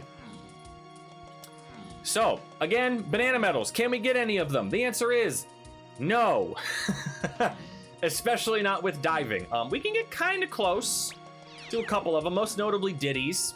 We can get, I believe it's 10 GB or colored bananas right here. Actually, you know what? That's it. I thought I had peanut guns, but I didn't. So, never mind. Let's grab these coins. Again, blueprints are a tough choice because blueprints are like golden bananas you're putting on like layaway. I only have one Diddy blueprint. I have 3 donkey blueprints. I will elect to buy this because again, we've seen all of our levels by now, except for Aztec. So we have no idea how many GBs we actually need to enter Aztec. We can't even enter Aztec yet because we don't have diving. So starting to think that clear vial that we saw in Factory is actually diving. So might need to drop some blueprints in order to get into a later level. So you entered Banjo-Kazooie cheats. I actually just got done playing Banjo-Kazooie the other day on stream, and that game is really good. I have fond memories of that game. That game is still fun as a 30-year-old, except for Click Clock Woods in the winter. That level is bad. That level is no good. It is stinky. All right. So one Sphere Zero thing that we can get here in Galleon without diving is this crate. When we have Chimpy Charge, that is not the best move to find. But again, we have it. We have the move now. It is something that is crossed off the list. It is 1 less 5. Chimpy Charge is an active move, similar to Grab and Punch. So it is worth knowing that there are only 5 5-point moves left. And we know that because we already have Grab, Chimpy Charge, and Punch, and we have another Simian Slam. We got the blue slam. You can see that here, right? The other 5-point moves are Orang Stand, which we know logically we need, but we don't necessarily need it the rest of the way. PTT is 5 points. We also have the other Simian Slam, which will give us the like red slam, Sniper, and Homing. The one thing that I have not mentioned yet is you'll notice in the second column on the bottom, that is Helm. And Helm has 5 points in it. Helm is not a 0. So one of those things that I just mentioned, those 5-point moves, one of them's in there. I don't know which one's in there, but one of them is in there, and I would really, really like to not have to go there. So let's see. All right, so we got Diddy can buy this move. This has got to be Mini Monkey, right? Oh, no, it's Featherbow. Okay. I actually said it was going to be Featherbow. That's funny. When I thought that Mini Monkey was going to be in that shop. So if we have Featherbow now. Galleon shops, path to Tiny. You need Featherbow for Tiny phase. That hint's probably done. Let's get in here now. Let's buy this. Get up to 30. We're still waiting on our next pack of hints. And funny enough, now that we are at 30 GBs, if I want to go dump those donkey blueprints, that will put me at 33 and the next hint threshold, which we are going to do. Let's get 4 more hints because we've kind of run dry at the current moment. Peek whatever this barrel is, okay. Still don't know what that 9-point thing in Isles is. Still haven't seen it yet.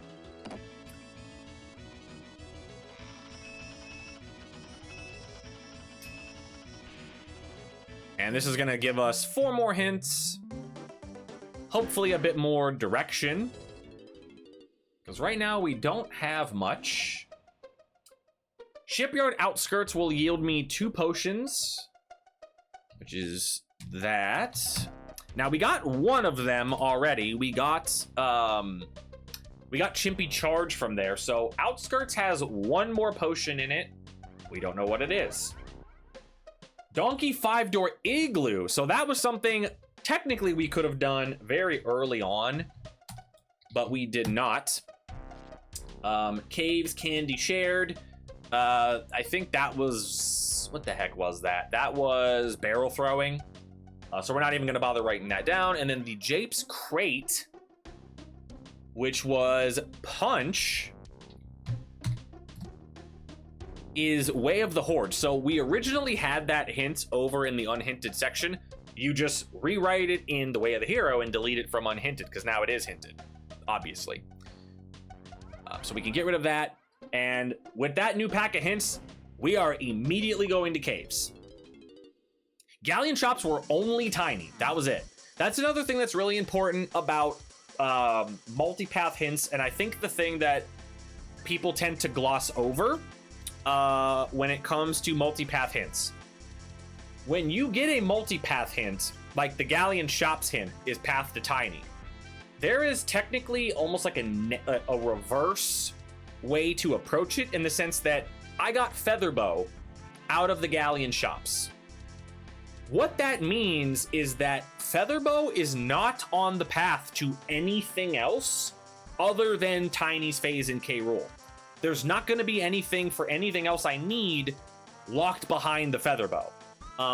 It would have needed to hint multiple things off of Galleon shops in order for that to actually mean something. So Featherbow checks are basically just like, not dead, but for the most part, they're kind of dead. I probably won't be doing a lot of them. Sarah brings up an interesting point, and I'll do that now.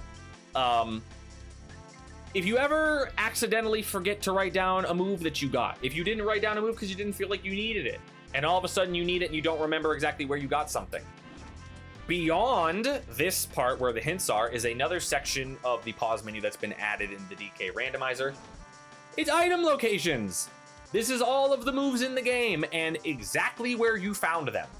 So you can see I found Gorilla Grab on the Caves Donkey Rotating Cabin. It's plain English, it's right there in front of you. You can know where every single move you have found is, and you can scroll through every single Kong, even the ones you don't have, by the way. Like, I can see where the chunky moves were. We also have the gun upgrades, we have the basic moves, we have the instrument upgrades and slams, and you even have where you found your Kongs, as well as your keys and your late keys. All that stuff is here in the pause menu in case you ever forget something.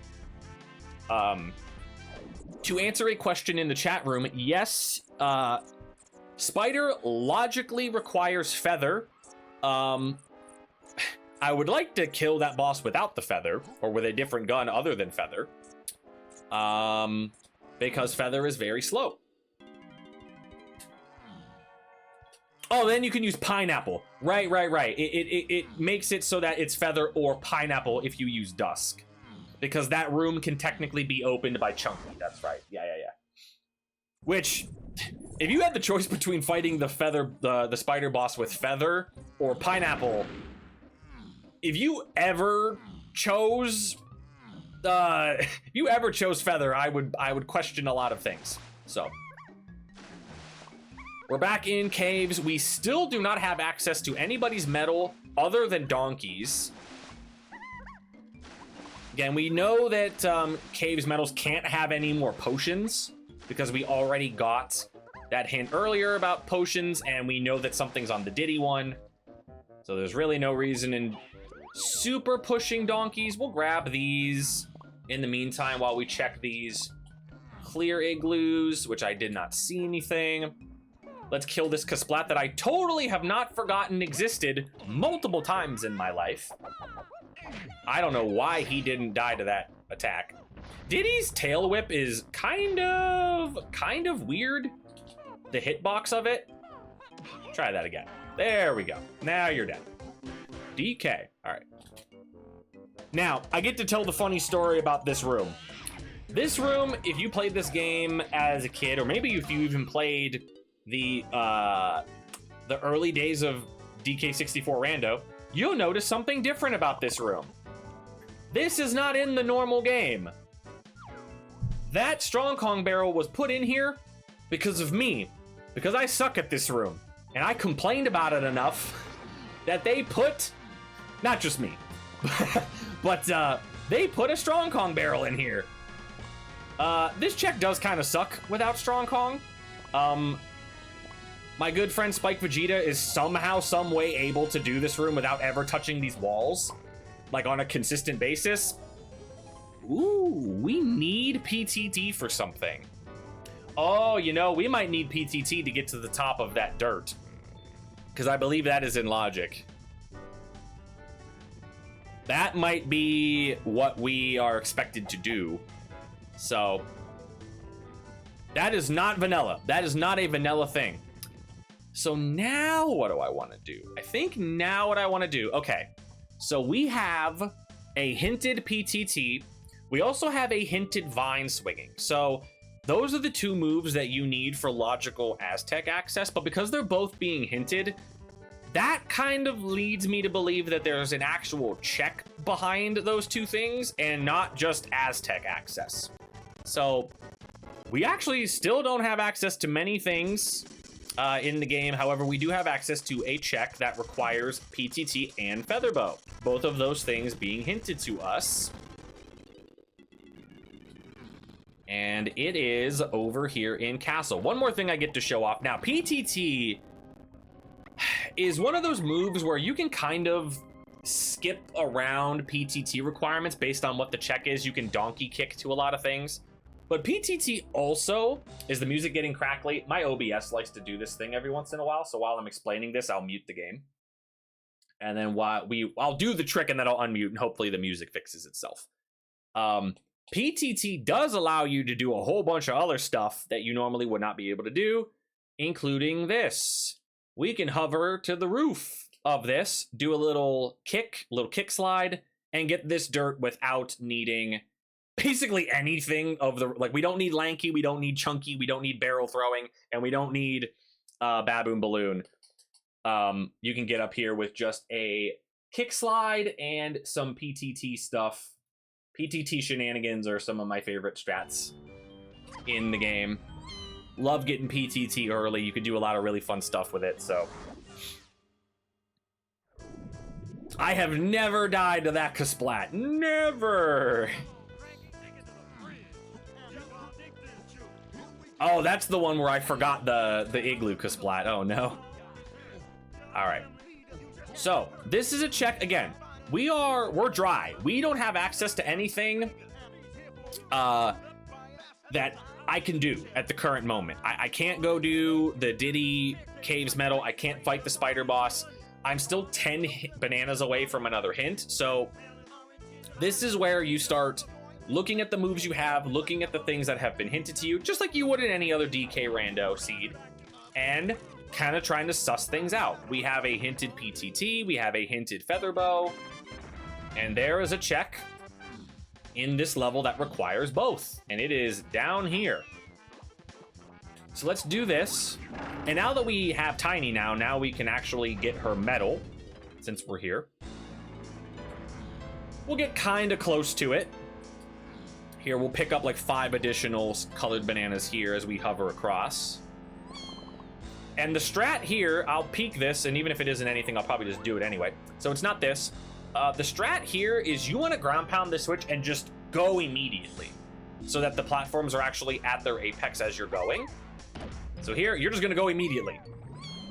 Land on the hand, fly again, land on the hand, jump again, and fly over. And then you can just death warp and it'll take you back to the beginning. So here, let's actually play towards that tiny medal because we can get that now. We also can go back to, let's see, where else can we go back to? We can go back to Let's see. We can go. We can't do that yet. We can't go fight the spider boss. Let's get this. Let's shoot. Oh. Tiny's balloons are very fast most of the time. Because again, we saw that clear vial in Factory, and the training moves are all 7s, so really don't want to go back to Factory, especially given the fact that there's probably nothing there. So instead, what we're gonna do is we're gonna play into this. See if we can find anything on this banana medal. If we don't find anything here, then likely the next best play... Oh, I missed that banana. The next best play is potentially trying to clear out more of aisles. There isn't much on aisles we can do. I was gonna say, am I gonna land on top of that domino? That would be really neat. Could be a bonus barrel. That is true. That is true. A lot of the bonus barrels in this game hard require you to have some sort of gun. Do I have enough for the boss? I don't. That is a problem. Okay, so... Oh no, bosses are dead. Never mind. I'm not checking a boss. The heck? Who do I think I am? I never check bosses. So just a banana medal there. As far as I can see, we're basically done in this level. So we're gonna leave. And I'm really starting to think that there's gotta be something here in aisles that I need. There's gotta be something that I need here. Let's pick up this GB. What do I have access to? I can't get into the Aztec lobby. Oh, you know what I didn't do? I did not do something in Galleon because I kind of just rushed over to that shop. There is something I can do in Galleon, which is our biggest number. And again, we're playing into those vines hints, right? There's a check in here that requires vines that I did not do. Because I don't even, did I have vines at that point? I guarantee you I did. Or maybe I didn't. No, I think I did. Did I? I might not have. No, because I got tiny. Yeah. So, there is a check up here that I probably need to do. Get leaning into that vine hint. We got both moves for Aztec hinted to us. Gotta be something behind one of them. Let's get this guy with the guitar. I'm not gonna risk him knocking me off this ledge. And what do we got? We got anything? What is this? Aha, peanut guns. Now, peanut guns, let's see, does that give me anything here? No, but it does give me Diddy's medal in caves. Sure does, because I have guitar. So that was our progression. So you had to kind of suss out why vines were being hinted to you in the first place to be like, the Kasplat that was in Galleon that is locked behind vines gives you the peanut gun. The peanut gun then gives you access to Diddy's medal, which is also being hinted to us directly. Now, in order to get this medal, you need to do a couple things that are, I didn't think I touched that. Got to do a couple things that are not necessarily the fastest thing. Also, so I showed off that tiny kick slide strat in Japes. This is a very advanced version of that. So all you're gonna do if you wanted to get up here as Tiny, you have to string together a bunch of those kick slides and jump cancels. So here it would look like this. Well, let me actually time it correctly. That's how you get up there. So you can see how you can basically infinitely chain those inputs together and climb virtually any slope in the game without orang stand, which is the big reason why we don't want to find orang stand, because it's almost universally the most useless move in the game. Yeah, tiny slide kick is really, really strong in order to climb up things. And yes, Mad Bat, if you can see the chat up in the corner, Mad Bat brings up a very good point. The steeper the slope is, the tighter the timing of it is. There is a pipe in Factory that you logically need a rank stand for. You can climb that with the kick slides. It is not easy. It is one of the more difficult, I guess, tricks that you can do in the run. So the first balloon we're gonna shoot is this one over here. So there's the first balloon. Then we're actually going to hover over here, grab those 5. Whoops, camera spun on me. And now what we're gonna do is we're gonna go in here, and I could technically just do this check. I probably will end up just doing it. Since we have barrel throwing anyway, it's just an additional GB potentially that we're going to get. But the main thing we're in here for is this balloon that I missed because I shot too early. You can tell which of these balloons I regularly get and which ones I don't regularly get, because I don't know the timing of it. So, cute little strat you can do here is if you like just barely deload the barrels on screen, you can kind of like, see how you can kind of see the one at the top, it's poking out, you know that one's the 2 at the very top of the screen there. Yeah, you see the 2 popping in there, so you know that that's the 2. You can see the 3 up there, you can see the 1 up there. So as opposed to doing like a process of elimination thing where you're throwing the barrels not knowing which one is which, you can just do that. You can just like slightly load them off the screen. And then I always mess up the 5 and the 6, but I'm pretty sure that's the 5 and that is the 6. We're just doing this just to see if it gives us a GB. It's a very sneaky strat. And we just gotta melon. All right. Never seen that one. I don't normally do it. You can also kind of figure out what they are just by looking at them, but it's a little more, you'll be surprised. Some of the numbers look kind of similar to one another, but grab that, jump down here, grab these tiny coins that are down here.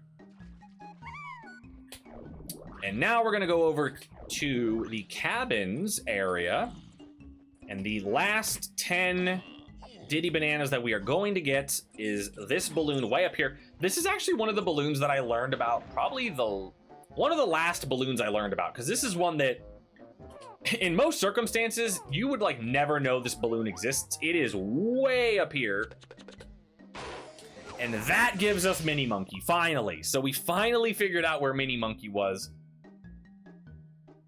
and we can finally mark that down, and we can go get what is hopefully vine swinging here in, not vine swinging, diving here in Factory. Yeah, it is. So what you could also do is you could just pick the barrel up and then set them down. I think a lot of people don't realize that you could just put the barrel back down. That's normally what I do. I just pick the barrel up and put it back down. Some people like to peek them. I think it's just personal preference. So who knows? But all right, let's see. Where are we going? We're going over here. And hopefully, we are going to get, let me actually just move my tracker a little bit. Hopefully, we are going to get diving out of this, because if we don't, we are in deep trouble. If this is just one of those like bait, haha, jokey moves, we might be in some trouble. Jump in here. All right, let's get over here. Okay, get up here. And then the next thing we're gonna do after this is we're gonna go kill the spider boss. Spider boss is almost guaranteed to give us key 8. So, and is this diving? Oh yeah. Oh yeah. Absolutely, that is diving. Okay, now the next bit of this, again, we're just crossing things off down the list as we go. Next thing is the spider boss, which is going to give us key 8 And folks, I'm gonna say this. If Chunky didn't lock Lanky in Factory, Chunky's not required this seed. Nothing I've done so far is Chunky required. If Chunky didn't lock Lanky in Factory, Chunky would not be required, which is hilarious. So, all right, let's go over here. Oh, actually, I need to enter this way because I don't have Chunky. Ha! All right, there is a mini monkey barrel up here.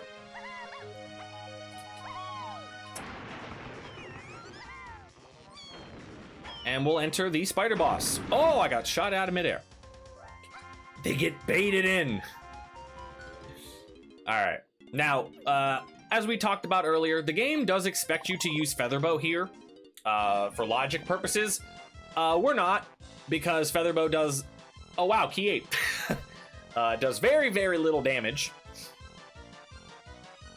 And instead what we are going to do is we are going to use Peanut Gun. Peanut Gun does more damage. Peanut Gun's actually going to knock the spider off the ceiling immediately, and then I'll have to like cartwheel into him to kill him. To note, if you have Pineapple Launcher, one shot with the Pineapple Launcher kills the spider. Just straight up murders him. You don't have to do anything extra. So what this is gonna do is he's gonna wake up eventually. We're gonna shoot him in the face. And he's gonna come down, and all we gotta do is cartwheel him, and then we'll get key 8. Which, of course, we can then mark on our way of the hordes.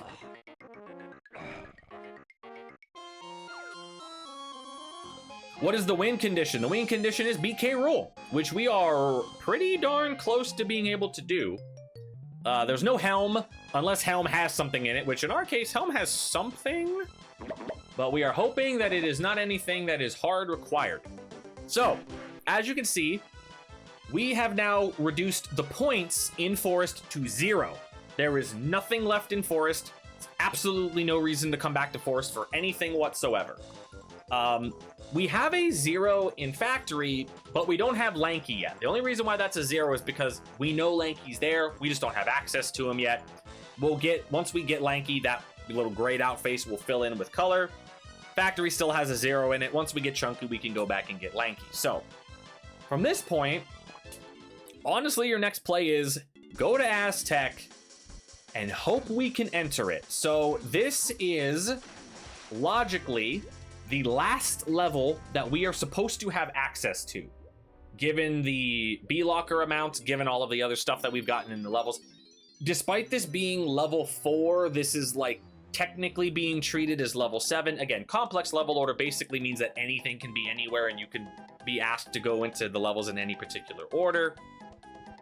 And I have seen some pretty nasty B-Locker numbers. That one's not too bad. It's still kind of bad. So what do we want to do? The thing we want to do is we need 7 more GBs. We have 2 blueprints as Diddy, meaning we actually only need 5 more.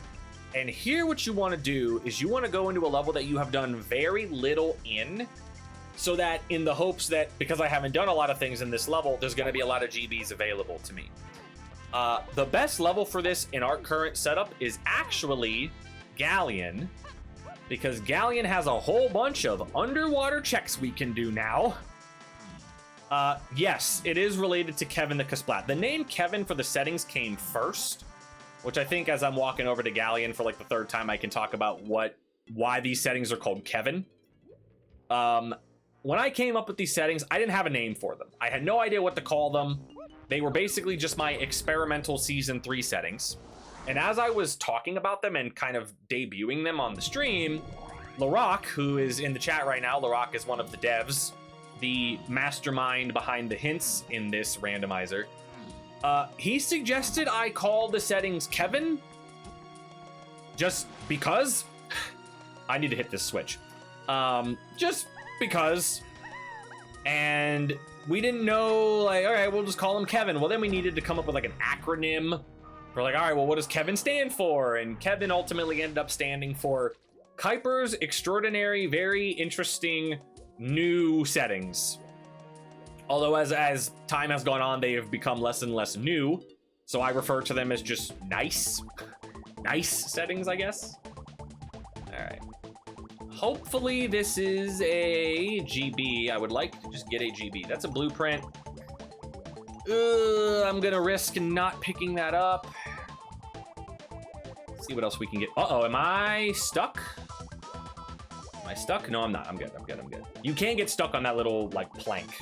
So, potentially scary there.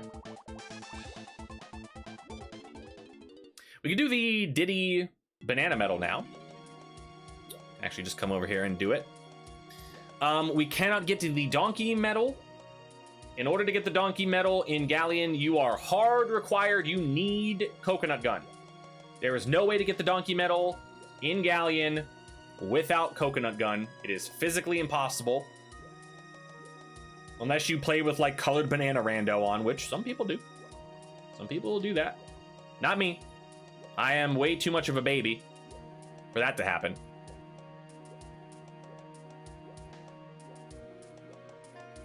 Let's see. Is there anything else I can buy here? I don't believe so. Why was he dubbed Kevin? Because he was the Kasplat that ruined the first ever big Kevin race. He was the guy that ruined it. He was the one that made me rage quit. I legitimately rage quit a seed because of that Kasplat. I don't think there's anything else I can buy here. The game's gonna make me dump a bunch of blueprints, isn't it? The game's gonna actually make me be like, haha, if you want to get to 44, you gotta dump some blueprints.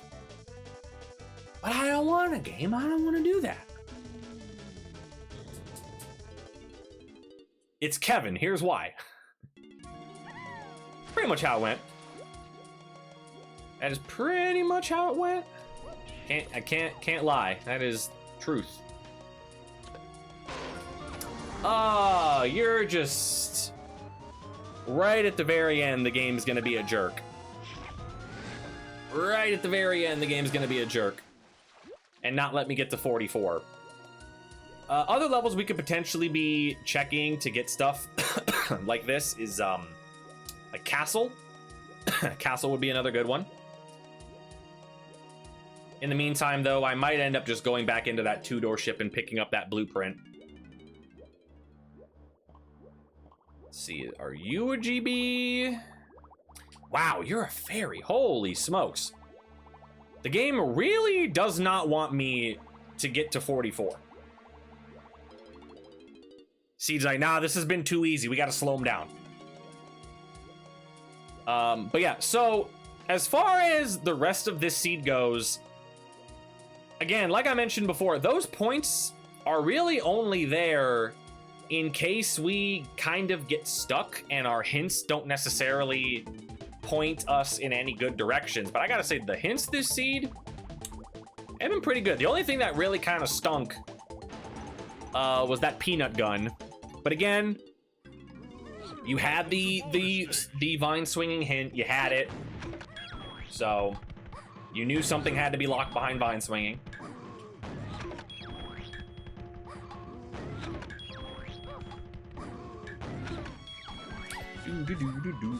We're just gonna do this mini game. We're gonna get another blueprint. That's gonna put us at 41. I need 3 more. To note, I could metagame, or not metagame, but I could gamble and get to 43 and then hope that the Aztec lobby check gives me a GB. That would be like what you would consider like your optimal routing. Would be you get to 43, you then go into the Aztec lobby, you hit the gongs with Diddy, and then you backflip up into the barrel and get your 44th. Where else can we go? I mean, I guess we can go back to Factory. I really don't want to dip Factory, especially given the fact that I have to do it anyway. Let's go to Japes. Let's go to Japes.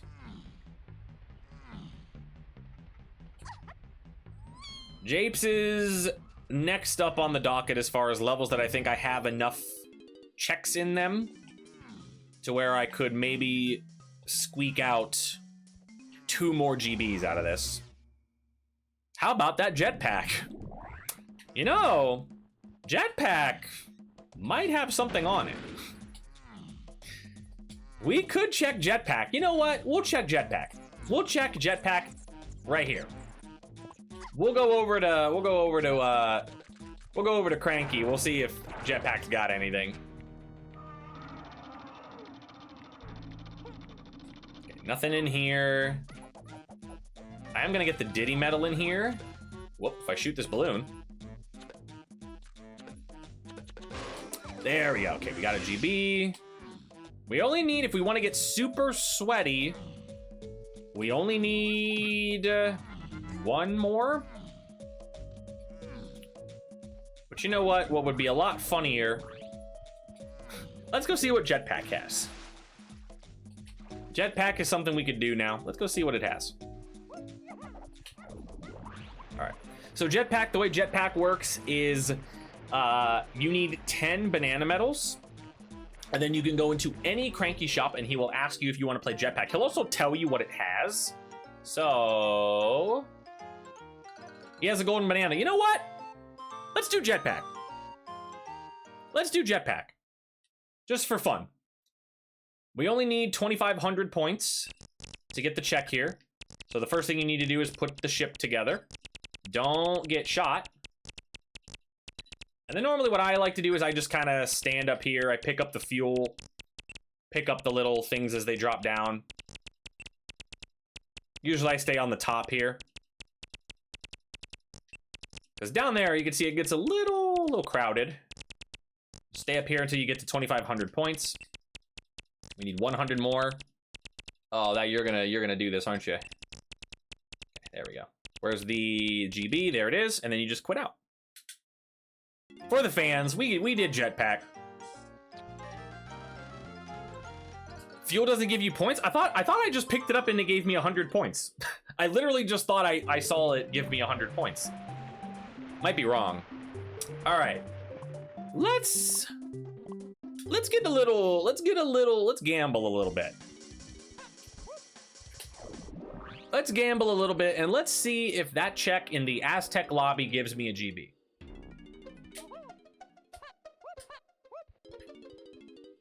Oh, so I guess when I picked up the fuel, I might have accidentally just shot an enemy. So that's probably, yeah, that's probably what actually ended up happening. It looked like I had received points. Again, the vast majority of the time, the way I handle jetpack is I just pick up the items, the little like collectible things that drop down.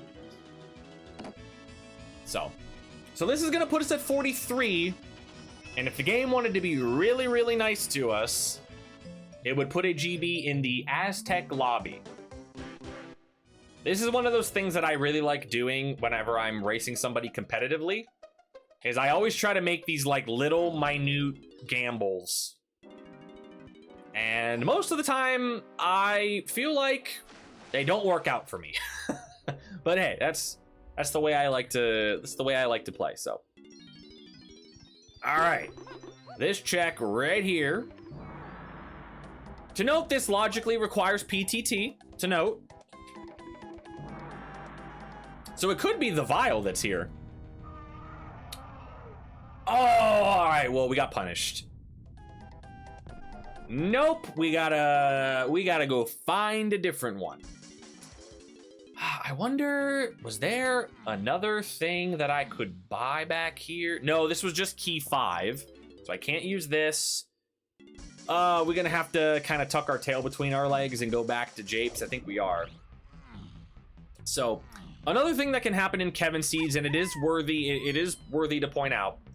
Some seeds you will come across, the requirements for these B lockers can be very, very tight. It can be very, like, you might have 7 GBs in logic and your level 1 door might have like a 6 GB requirement. That is just kind of part of what makes complex level order what it is. You could also run into situations where your progression is like, all right, here's like 4 moves and like 3 Kongs. Go get like 35 GBs. That can happen. So the possibilities are there. There we go. All right. We got 44. Come on.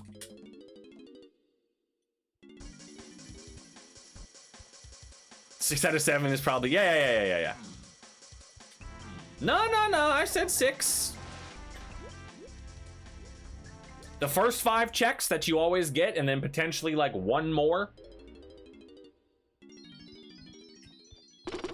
All right. We got enough to get in here. Big thing we're looking for is there is a fairy in Aztec that holds Chunky. To my knowledge, it seems like Chunky's only real purpose this seed is to just get lanky. That seems to be the only thing that we really need Chunky for. Other than moral support, obviously. Chunky's gonna give us plenty of moral support, obviously. Ooh, and he's potentially going to buy us the move we need. Interesting. Well, that probably isn't trombone. Well, I guess it could be trombone. If guitar locks Chunky... Oh, no, I don't think, no, that can't be it. It's gotta be on one of these other 2 shops. I think that's just another move, potentially, that we may or may not even need. Oh, I kind of glossed over it. Yeah, that backflip strat here, I'll do that again real quick. I see a lot of people do this strat where they jump from like right here. You don't have to do that. You can literally just jump from the front of this cage. And then as you start to slide down, you jump and then you do like a little tail twirl and you get on top. Some people like to do the jump off that little raised up part of the stairs. I've always just jumped off like right in front of the cage. So I do think if you jump off the side like that, you can make it with more Kongs than just Diddy. So, okay, not this shop. Oh man, is it really gonna be that shop that we just saw? Unless it's funky back here. Again, we are not picking anything up in this level. I'm not peeking anything. We are just rushing over to where this shop is and where these fairies are, because I'm pretty sure we're pretty much in go mode at this point. Again, I haven't been running a timer. I've been talking, I've been providing, you know, I'm trying to commentate more than just play normally. But this seed, for what I've played in the past, this seed seemed relatively tame. Okay, so it is just whatever that is in that shop, okay. There's a chance that this is gonna get a little spicy, but we will see. I think I can make this with Donkey. Maybe you can't. Donkey's arms are surprisingly short. Just go around. Hello, Gabby. All right, let's go in here. There are 2 fairies. One of them is in here. The other one is in the Llama Temple. So we're actually not even gonna end up doing the check that's over here. We're just gonna end up running over here. And the fairy is right inside that little alcove over there. And we'll just peek it. And if we see Chunky flying around... Nope. Okay. So we're gonna leave. We don't care about this GB. Oh, and that means that Chunky is... Chunky is on the fairy. This fairy kind of stinks. This fairy is not... It's kind of one of those bad fairies in the game. This fairy can be a massive troll. So, let's get over here. Yep. Okay. Now, the only way to get into this temple is you have to have either coconut gun, grape shooter, or feather bow. We don't even have Lanky, so we can't use that one, so we're gonna come back here. Open the door up, and we know where Chunky has to be. He has to be on the ferry in here, so we're just gonna rush over to it.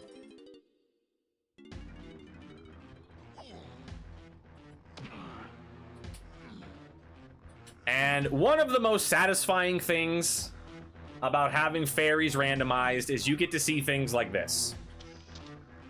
Look at Chunky. Look at him over there. Look at him, just in all of his glory, flying around. Now I gotta try to take a picture of him because he's really fast. You also kind of need to like aim at the bottom. I don't know how that one didn't work. Oh, we're gonna run out of film. As I mentioned, this fairy is like one of the hardest ones to get because the hitbox is just super weird.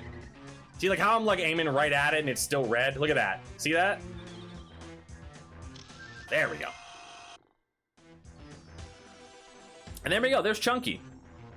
So now that we have Chunky, we'll do this. We'll have a little bit of suspense. Let's go get Lanky first. And then we'll buy that move we saw and see if we are done. I think we're pretty much done. We might not be. I got a feeling, though, that that vial we saw may not be trombone. But we're gonna see. Got a feeling that Lanky's gonna be right in here, potentially. Is he right here? No, he's not there. Is he up here?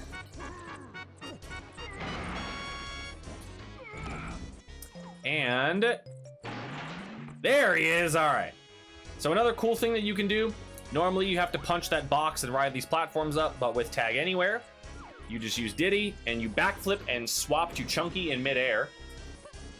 And you just grab the ledge.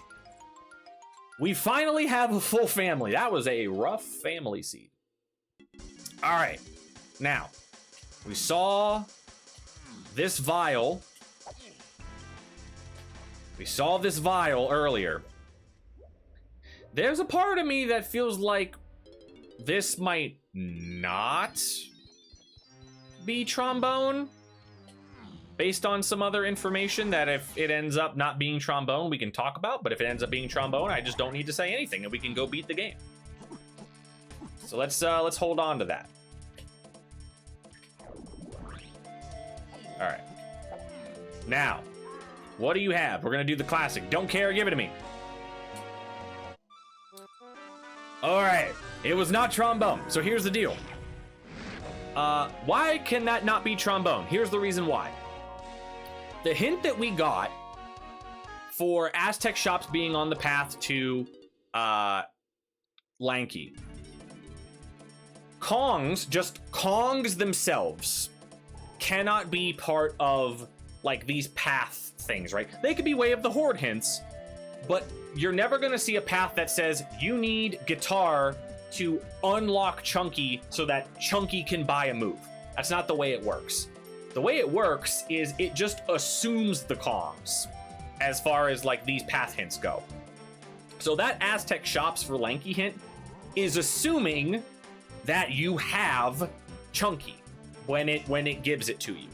So because we didn't get any moves there, we know that Grape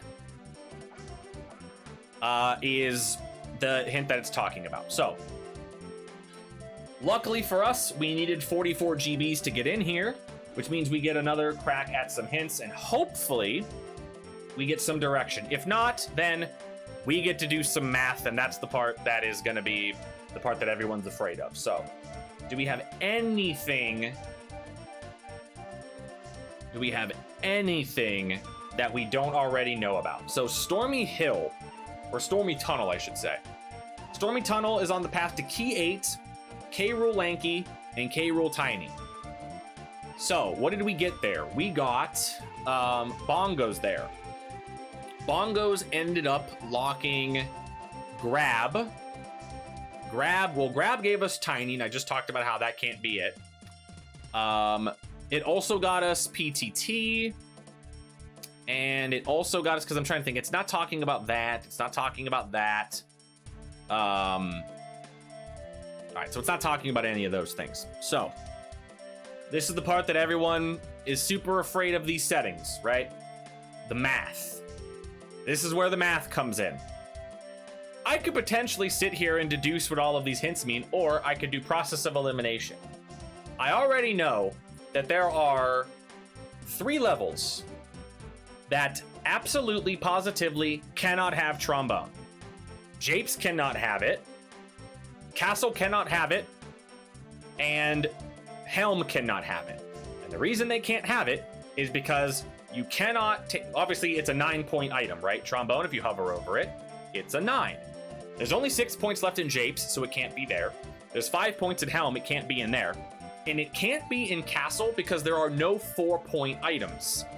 So if you were to stick Trombone there, there'd be 4 points left in Castle, and that can't happen because there's no 4-point items. So the only places that Trombone can be are the 9-point check that we've had forever in Isles. It could be in Caves, it can be in Galleon, or it could be here in Aztec. We know Grape is required, so the first thing that I would do is I would go check the Grape cage in Isles. That would be the very first thing that I would do. And if it's not here, then the next thing I would do... See... Okay, it's not this. Let's just grab this anyway. What's the tutorial for? Partially for fun, partially for sort of an introduction into the settings for the Blitz tournament that we're doing, and also just because I felt like it'd be fun. All right, so we're still at the 9-point thing is still at large. We don't know what it's for, but we need to start leaning more into these Grape locked checks. Grape Shooter is kind of one of those weird things where Grape Shooter could potentially be talking about lanky metals. So you could think about, okay, well, maybe I need the lanky metal in Galleon, right? And I need to shoot a whole bunch of, you know, balloons and stuff like that. It could also potentially be talking about, in a similar sense, the lanky metal in Caves for this similar reason. You have to shoot a bunch of balloons in order to get it to work. There are 28 points left in Aztec. The problem with that is there's also a bunch of 7-point items and a bunch of 9-point items that we don't have yet. We know that there are 2 3s left in Japes. So you don't have to do this, but this is something that I tend to do when I'm doing seeds in my free time.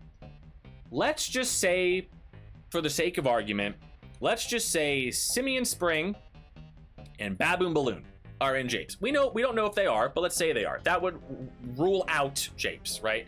Now there's only 2 or 3 3s left. If there is a 9-point item in both Caves and in Galleon, that would eat up 2 more of the 3s, right?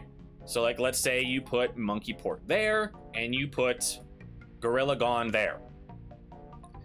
That would leave a 9 and a 9, right? Well, then we run into a problem because we have this castle, right? And castle, if we were to put the beam there, has 10 points left. The problem with that is now we're running out of 5s. And if we try to disperse the 5s, so like, okay, well, let's say homing is there, and then, you know, sniper's there, and slam is there, and things like that. Now all of a sudden we have to force a 5 into Aztec, and the math ain't gonna work. So that's kind of the metagame of this, is because we know, again, that 6 and that 5 and all those other things, that 3 level 3 Caves and the level 3 Galleon, it's unlikely that both of them are a 9 and a 3. There's a good chance one of them is a 7 and a 5, and the other one is a 9 and a 3. So what you do is you pick one of them, and in this case, let's say I'll pick, which one will I pick? I'll pick Galleon for the sake of, you know, explaining what I'm talking about. I'll pick Galleon. And if I find a 7-point move in Galleon, I'm gonna leave and I'm gonna go to Caves. Obviously, and this kind of goes without saying, the logical play here would just be go back to Aztec and do some of the grape locked things. But I want to show kind of how the points factor into your deterministic routing here. Again, it's very, very unlikely that both Galleon and Caves are going to be a 9 and a 3. There's a good chance one of them is going to be a 7 and a 5. Nobody does this math in real time. I do. I literally do. This is how I play these. Now, obviously, I wouldn't be doing much math here normally because I would just be rushing over the Aztec, but I want to show how you would actually do it. Oh, I thought that was going to be a double. No, I'm sad. I'm sad. I thought that was gonna be a double kill.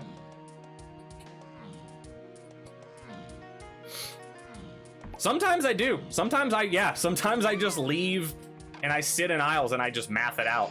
Sometimes. And there's that. Again, I'm hard assuming, and again, some of this comes along with playing through seeds a lot. I have a hard time believing you'd be able to get the lanky medal here without Grape Shooter. So let's see, is this gonna give me anything? All right, there you go, done. It's not here. Leave, moving on. It is not in Galleon, you move on. You go to the next place. Now, Sprint was grape locked. So, it's worthy to know. So there you go. You have already immediately deduced that it cannot be in Galleon. It absolutely positively cannot be there. So now you're just going to do the same thing here in Caves, and if they're both a 7 and a 5, that would be very, very surprising. If they're both a 7 and a 5. So let's actually come over here. I don't have Baboon Balloon, do I? No. So instead what we're going to do is we're going to come over here. Come on, Beetle Race. Might be. That would be pretty funny. Am I streaming this weekend? I mean, I'm streaming tomorrow and Sunday. We're doing the Elden Ring stuff. We're doing some other stuff. So this is gonna put me at, ooh, turn around. Okay, come on, Lanky. Come on, Lanky. Yeah, the basic idea is the math is just falling into place as you go, right? But I was able to be like, oh yeah, one of these is gonna be a 7 and a 5, the other's gonna be a 9 and a 3. So which one would I pick? Now if, let's see, come on, don't be a jerk. Now, I could see if we can do this little trick here before we actually just go get this in logic. This is another one of those really tricky, like, slope tricks. There's two ways to do this. There's actually, well, there's a lot of ways to do this. The two ways I've done this is just with Solo Tiny, where you backflip onto this roof and then you kick slide up. Another way to do this is to combine Diddy and Lanky and do the, like, slope trick where you're up against the wall. So let's see if I can do this. I gotta not slide off the thing. That's the trick here. Nope, don't. You gotta not slide. You gotta like land and then start mashing out that button. I believe. Yeah, just like this. Just like that. So that's one of the ways to get up there. You can get that 5 bananas out of logic. The other way, like I mentioned, you could do it with Tiny. And then this final balloon that we're gonna get is gonna be over here. I don't think this is gonna be it, but again, we're just kind of covering our bases for Grape Shooter. It's gonna end up just being an Aztec, but I wanted to show off how you could potentially use that Grape Shooter hint plus the points to get some deterministic thinking. Can you ground pound, please?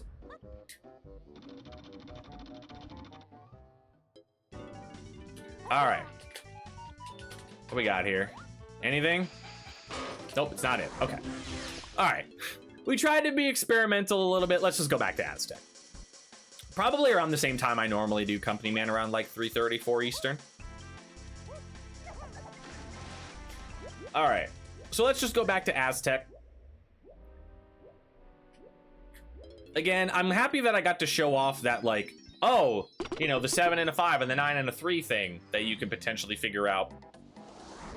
9 times out of 10, you're just gonna stay here in Aztec. But that whole thing I did with like dragging the moves over and things like that, that's something you can do. Like, and it took me, what, less than 30 seconds? So, you can also do the thing that you probably should have done, which is just big number, stay here. Again, the numbers are there to just help you when absolutely necessary. When you have no way forward, when you're just confused and lost. Yeah, big number go burr. When big number goes small. Oh, hey, there it is. I mean, I imagine that's probably it. And if this is it, we'll talk about how I knew that this was, you know, why this is grape shooter locked. That we'll cover that, because you're probably thinking, why is this grape shooter locked? Also, I missed. All right, are you trombone? There we go, we found it. Okay, so the reason why that's trombone, the game does not take into consideration the fact that you can tag anywhere. The game thinks that you need to enter this temple with Lanky so that you can swim into this room, hit that switch, and shoot that vulture.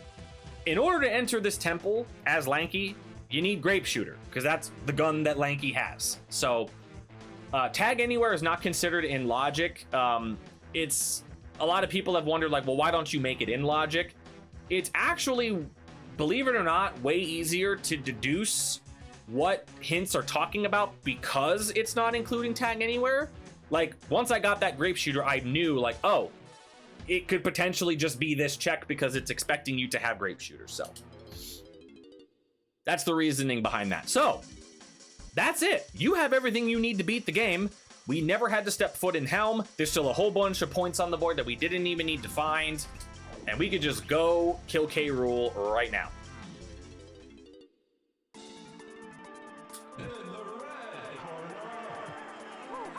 Again, all that extra stuff that we have there, we'll just completely ignore it. Yeah, that's another thing is, like, you'd be surprised, kind of what LaRock is saying, you would be surprised how many places, like, it doesn't really matter if you can tag anywhere or not. This is the part where I complain about Lanky being bad. So if you hit that switch early on, you can get a really nice, I don't think he's gonna turn the right way, is he? Nope. You can get it, you can get this all in like one cycle, basically. But if Lanky decides that he doesn't want to hit the switch, then you can't. So. Because sometimes Lanky's arms are just,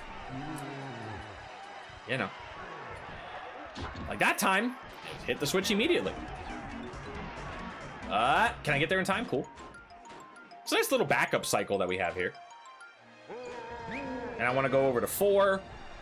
My entire pathing here gets thrown off if I don't get that first punch, so we're just gonna adapt on the fly. Okay. I think he's gonna, yeah, he's gonna go all the way to the corner. Okay.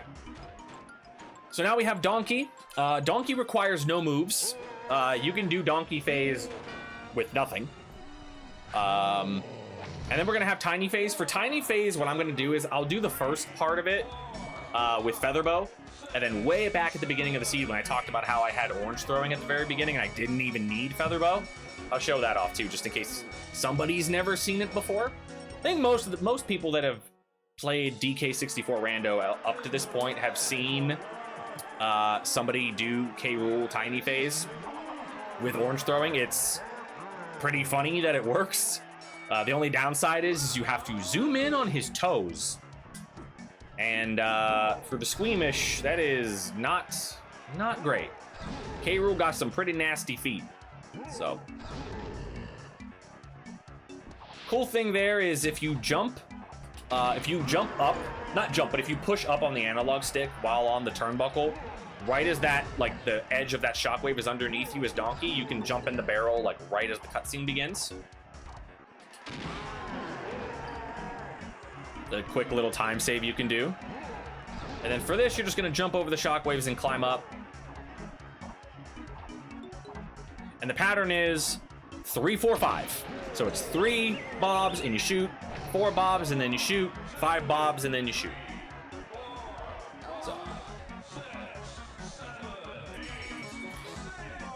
Only vibes. Yeah, LaRock only plays with vibes.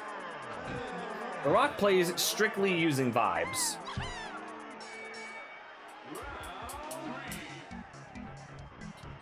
Boop, boop, boop. Oh, I have PTT. I can just hover over these. If you don't have PTT, the best way to avoid these is wait until the first shockwave is like right about to hit you and then you backflip. So like that, and move in towards the shockwave. Then here you can just immediately get in position underneath the barrel. And then here we're just gonna shoot some toes. It took me until Connor 75's run at this past AGDQ that I was present for in the crowd. It took me until then to realize that K. Rool has like that like green gas-ish stuff coming from his feet, which is just makes this whole process even more disturbing.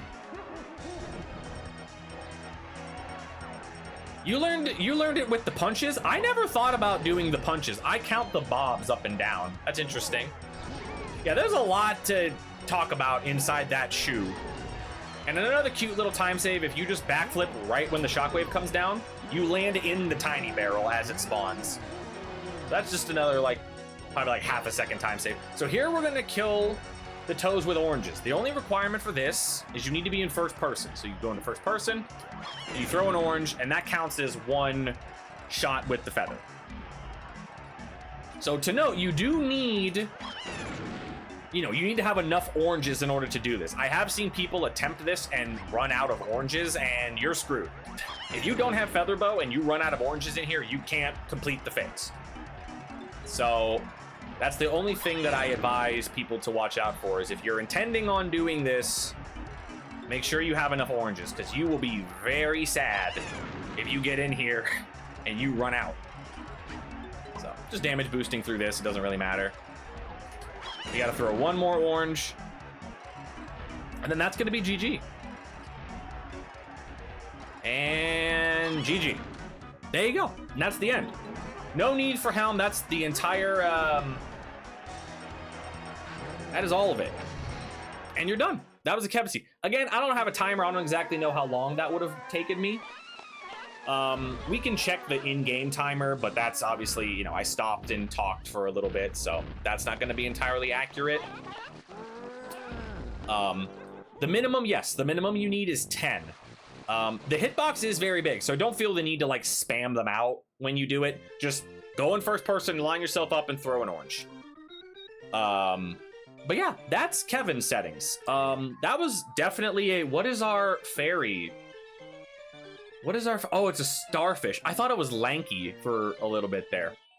But yeah, that's Kevin's settings. I would consider that to be a very mild seed. Extremely mild. The hints were pretty, pretty lenient. Basically, the only thing that was really stinky about it was having to find that peanut gun. But again, as Larock always talks about, no, it's being hinted to you. You just gotta piece it together a little bit. Once we got the double hint for Vines and PTT, obviously one of them is being talked about. You need one for Aztec entry. The other one was for a check. And then after that, it was, you got the grape shooter in Aztec shops. I could have just immediately went over into the Aztec Tiny Temple, but I wanted to show off how you can, from that point, if you didn't want to just play to the big number, you can sort of deduce, okay, well, this has to be 2 3s, this has to be a 5. There's very little chance that I have 2 9s and 3s on the board. One of them's probably a 7 and a 5, things like that. Those are ways you can play this. Or you can just go to big number. There is no right or wrong way to do it. But hopefully